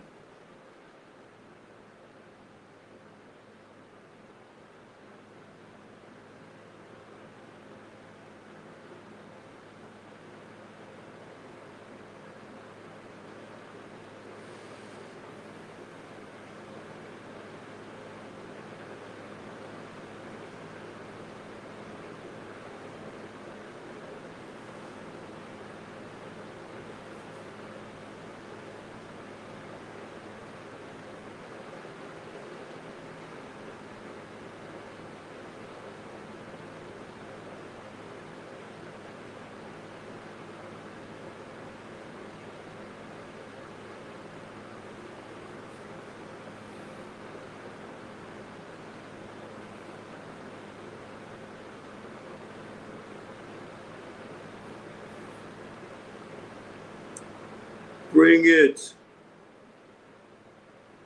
Let those hands go.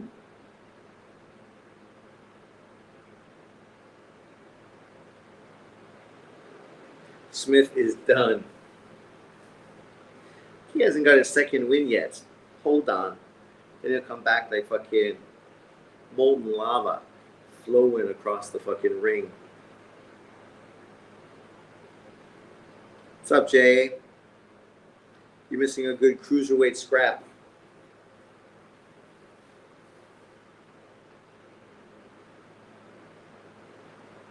Eddie Howe. Look at Eddie Howe. Newcastle coach.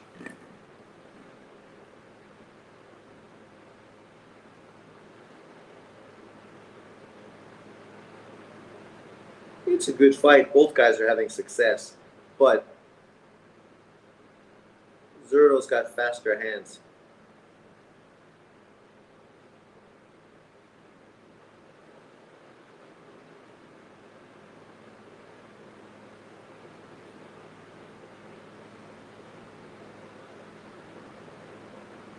Oh, calm down about the fucking cut.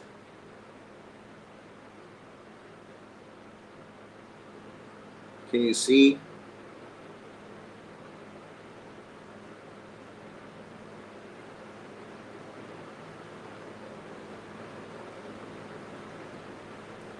Round 7.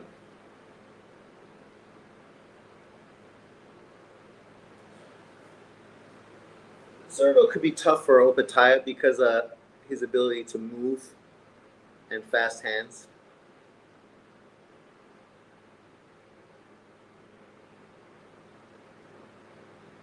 Good shots, Smith.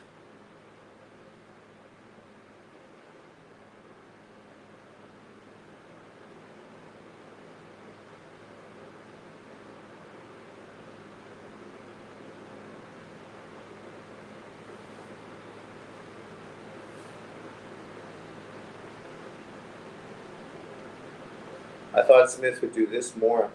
Pressure him, push him backwards. Break that fucking eye.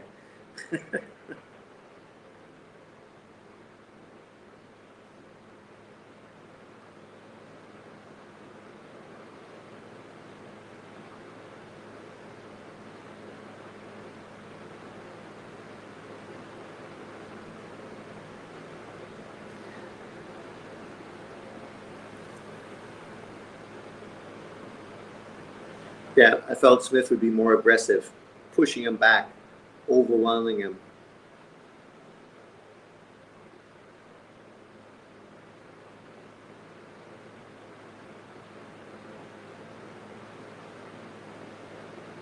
That's it. Use your physicality against the little man. Push him, hit him, grab him, hold him, bite him.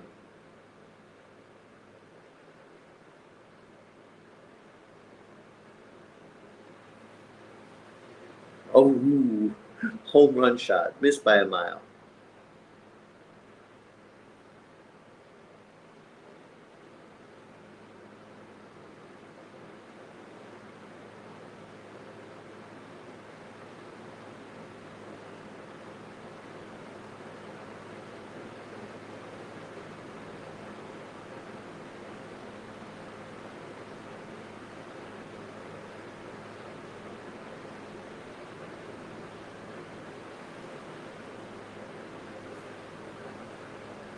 Let's go. Keep attacking. Don't back up. You're doing well. Don't throw the round away. You're winning this round.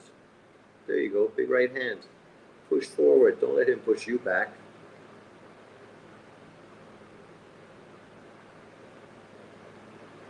Don't sit there. Push him.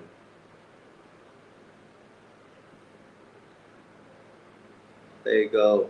Good shots. Got to move him backwards. Yeah, that was definitely a Smith round. Good bounce back round for him. Smith got the belt from scraping a win against Bumcoli. Come on. Beating him was a very good win. And then beating the other guy who I predicted would beat him. He's had 2 very good wins back to back.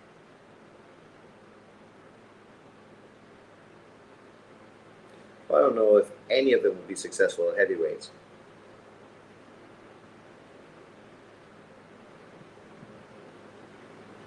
That was a better round for Smith, but at this point, what is it now?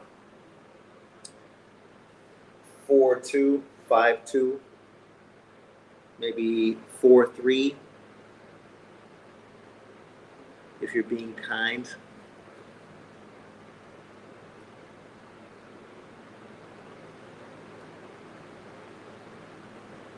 Get in there, you big lump, and beat his ass.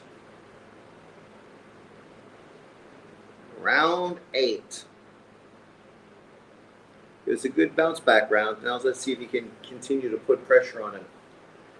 Break him down.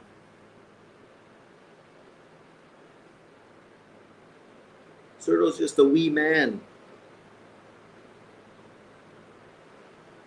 Punish the wee man.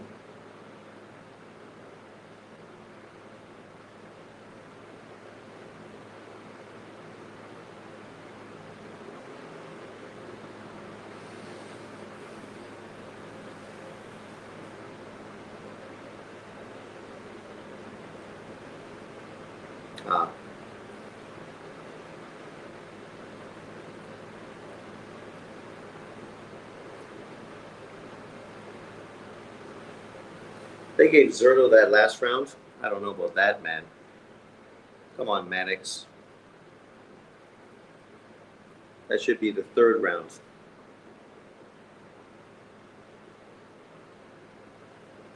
Those body shots are hurting him, Smith. Keep hitting those body shots.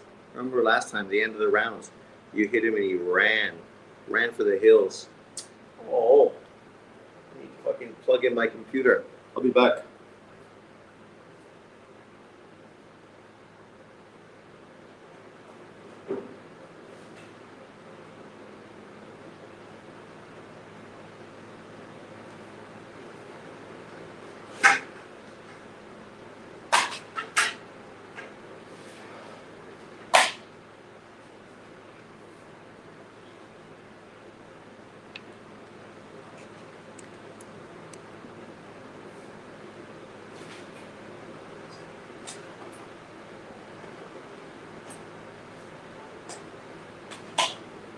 There we go. Oh.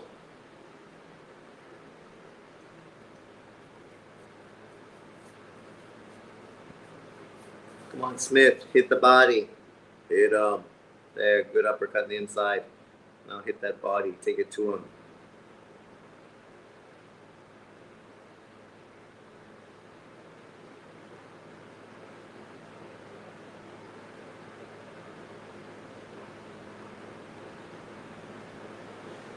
Better be a vacate his titles to move up to cruiserweight.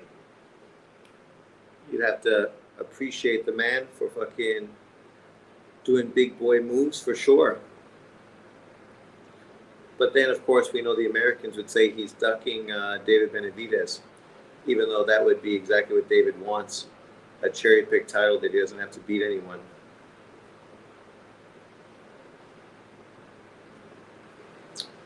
Motherfucker.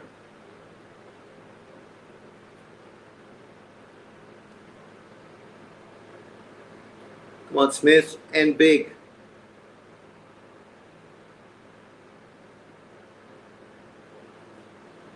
Oh, nice shot.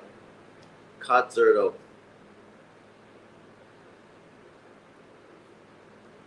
What the fuck, man? What's this ad? Go away. Why click on you 27 times?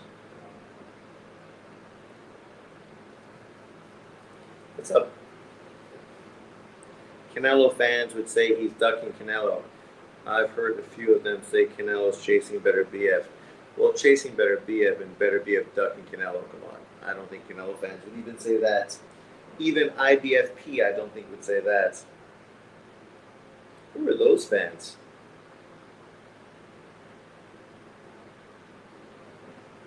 What are you doing, Louis?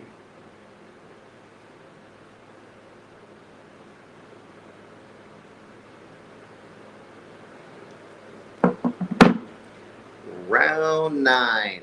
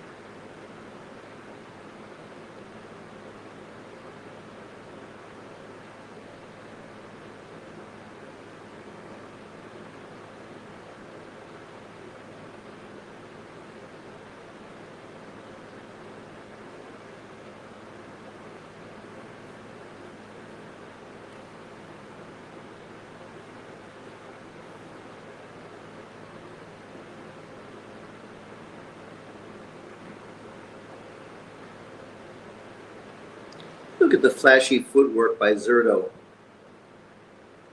He's going to be on Dancing with the Stars after this.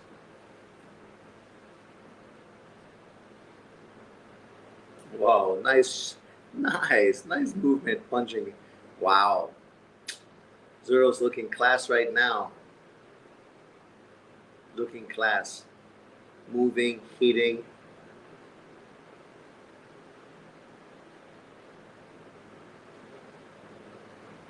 Oh, got caught there. What did fucking Zurdo's trainer say? He was really fucking being disrespectful.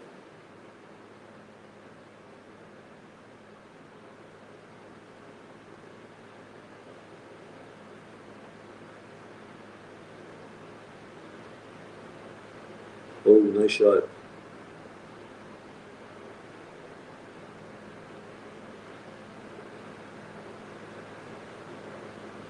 Oh my God.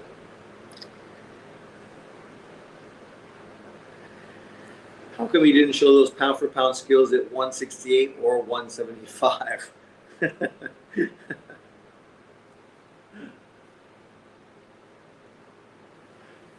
At 168, the best win he had was Jesse Hart.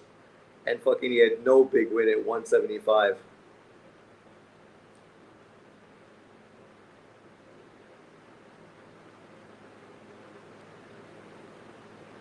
Got him on the ropes, pound him.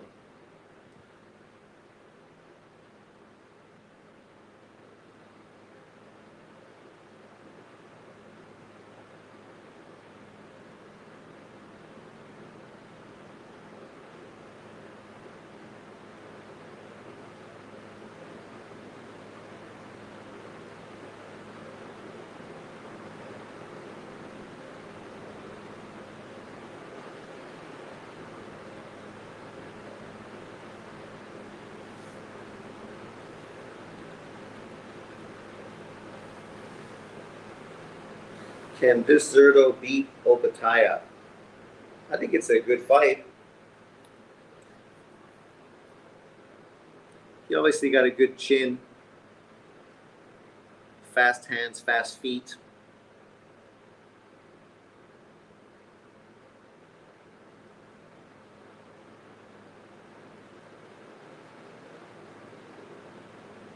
Round 9?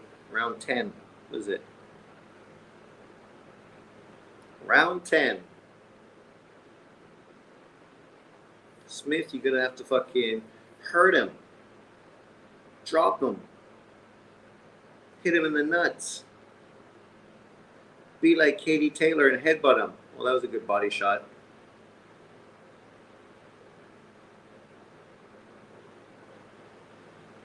Another good body shot. Digging those motherfuckers in there deep.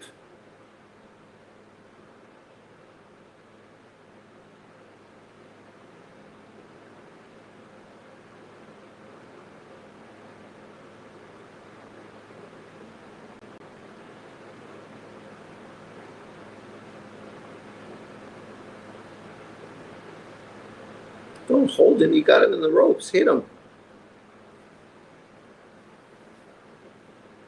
How you let him off the ropes when you had him right there? That's when you should open up on him.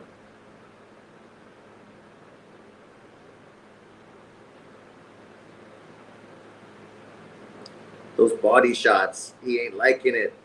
Hit him again. Hit him with the body. He's soft on the body.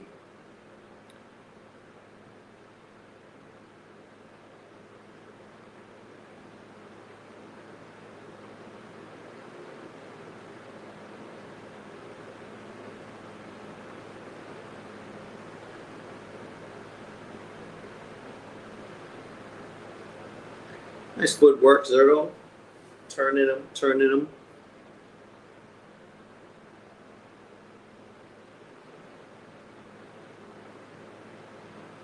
Body shots. There you go. Hit that body. Beat it. If I was Smith, I'd be digging into that body like fucking there's no tomorrow.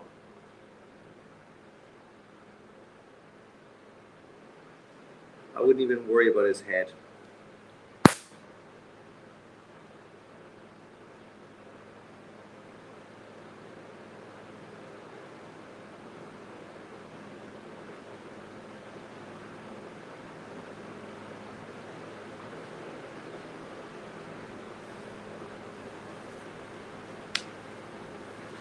This is a good round for Smith so far.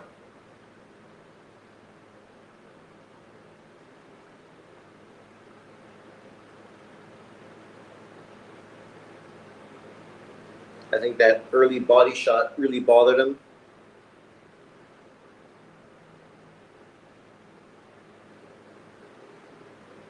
let him steal the round on you, buddy. There you go.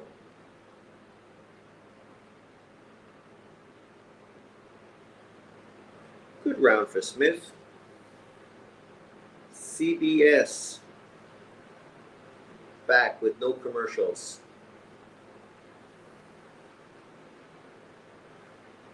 How come they don't take Zurdo's mouthpiece out?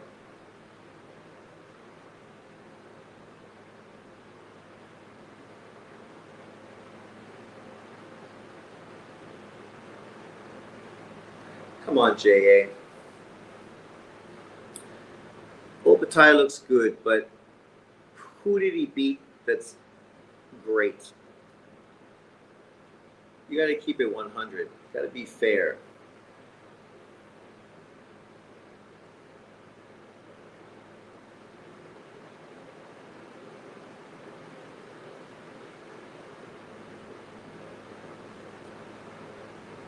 Oh my God.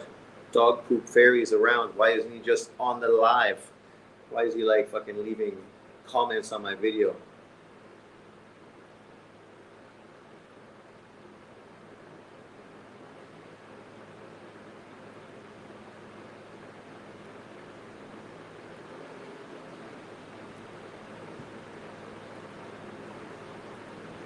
In favor of Zurdo, really from the 6th round on.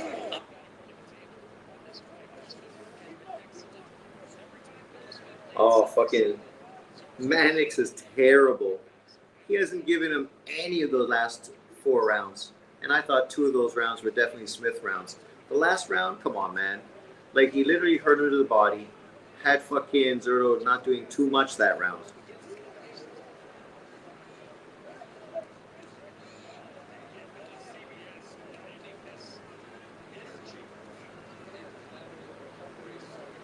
Don't fucking say eye test. Now you sound like LGBC.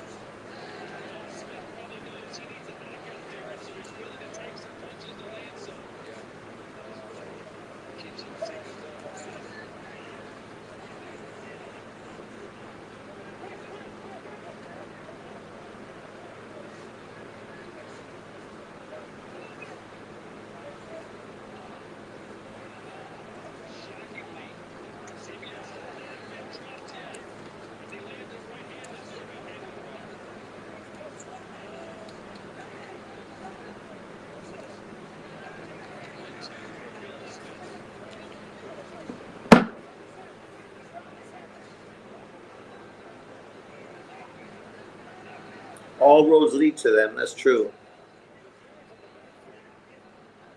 No, Mannix is fucking deluded at the most best of times.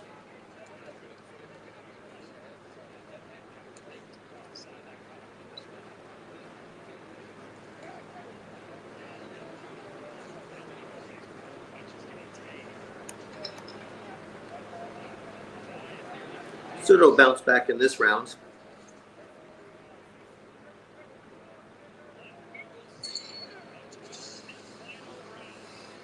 One round to go. Can Smith pull it out? Can he drop Zurdo? Drop him.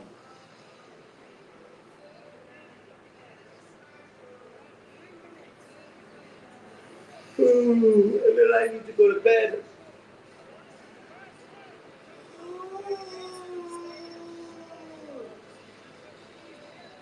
Oh. I need my beauty sleep.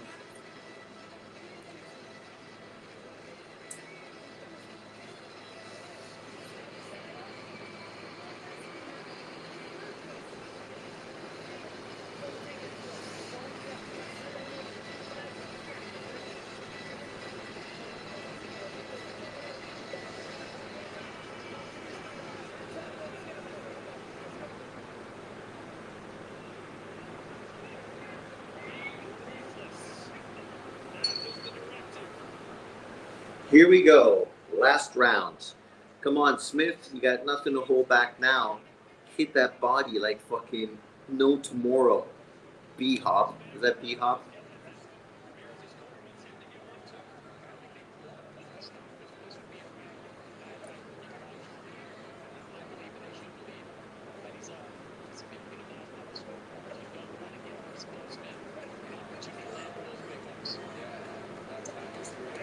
Oh. Nice shot, Zurdo. Good shot, Smith, putting those punches together.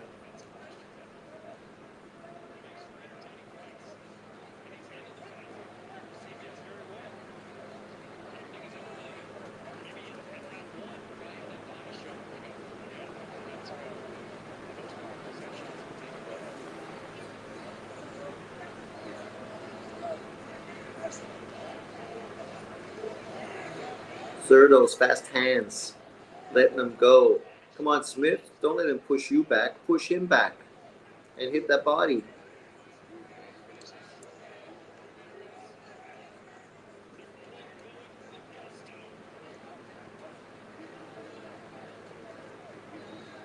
Zurdo's a tough SOB.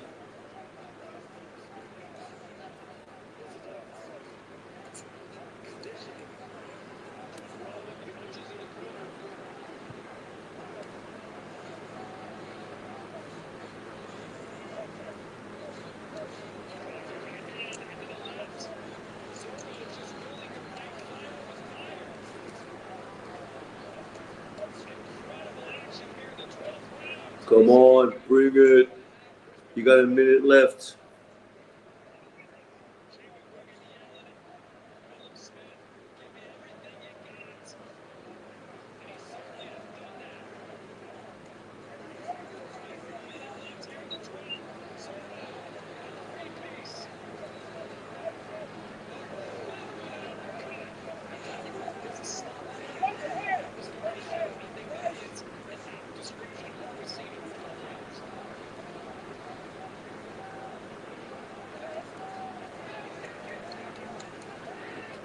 Go! Hit him!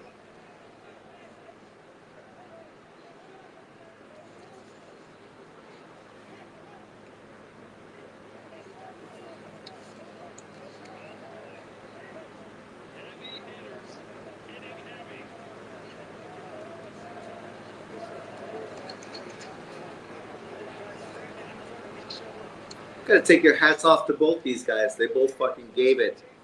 Look at them, throwing like crazy.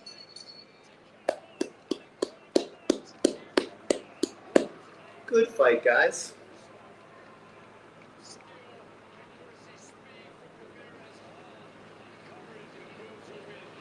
Eduardo, the fat one, he won.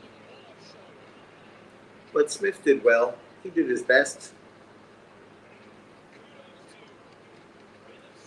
Zurdo sucks.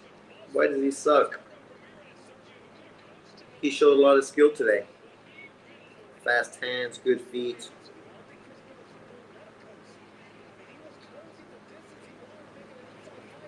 Now he's a unified champion.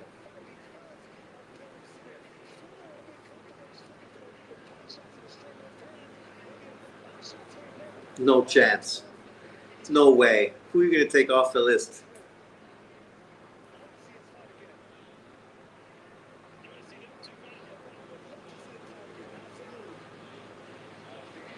See, must be the Korean trainer.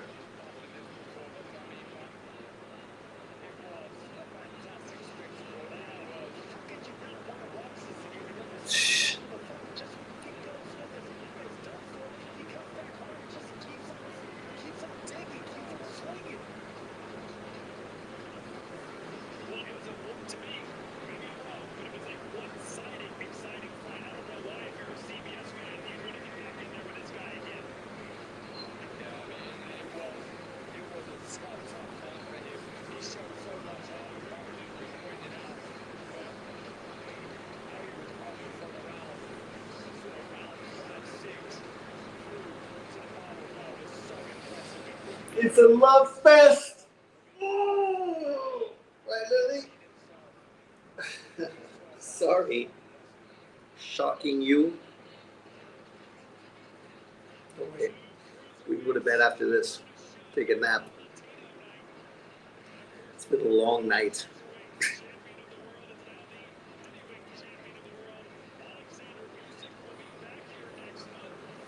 Rematch Fury versus Usyk 2. Darren, who wins? Well, one thing's for sure, you do not want to miss this one. This is two masters going at it again, round 13. In what was one of the best fights we've seen in a long, long time. Sure. No doubt this one will follow. Buy it now on DAZN.com. Michael Buffer has the scores for this, our main event. Smith ain't bad. He's just slow. Slow foot, slow hands. Gentlemen, after 12 rounds of real fighting, we go to the scorecard. Steve Weisfeld and Dean Duarte both have it at 116 to 112.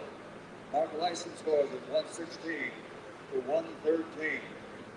Regardless of the score, ladies and gentlemen, both of these fighters fought their hearts out. Let's give them a round of applause here in Riyadh, Kingdom of Saudi Arabia. The winner, and now the unified WBA, WBO champion from Mexico, Gilberto Zurdo. Can England beat Mexico? I don't know. I don't know. But thanks for jumping in, everyone. I'm going to go take a nap. It's been a long night. Peace out. Later. We'll talk about things later this week. Some rounds to CBS, it wasn't a one-sided fight like you thought.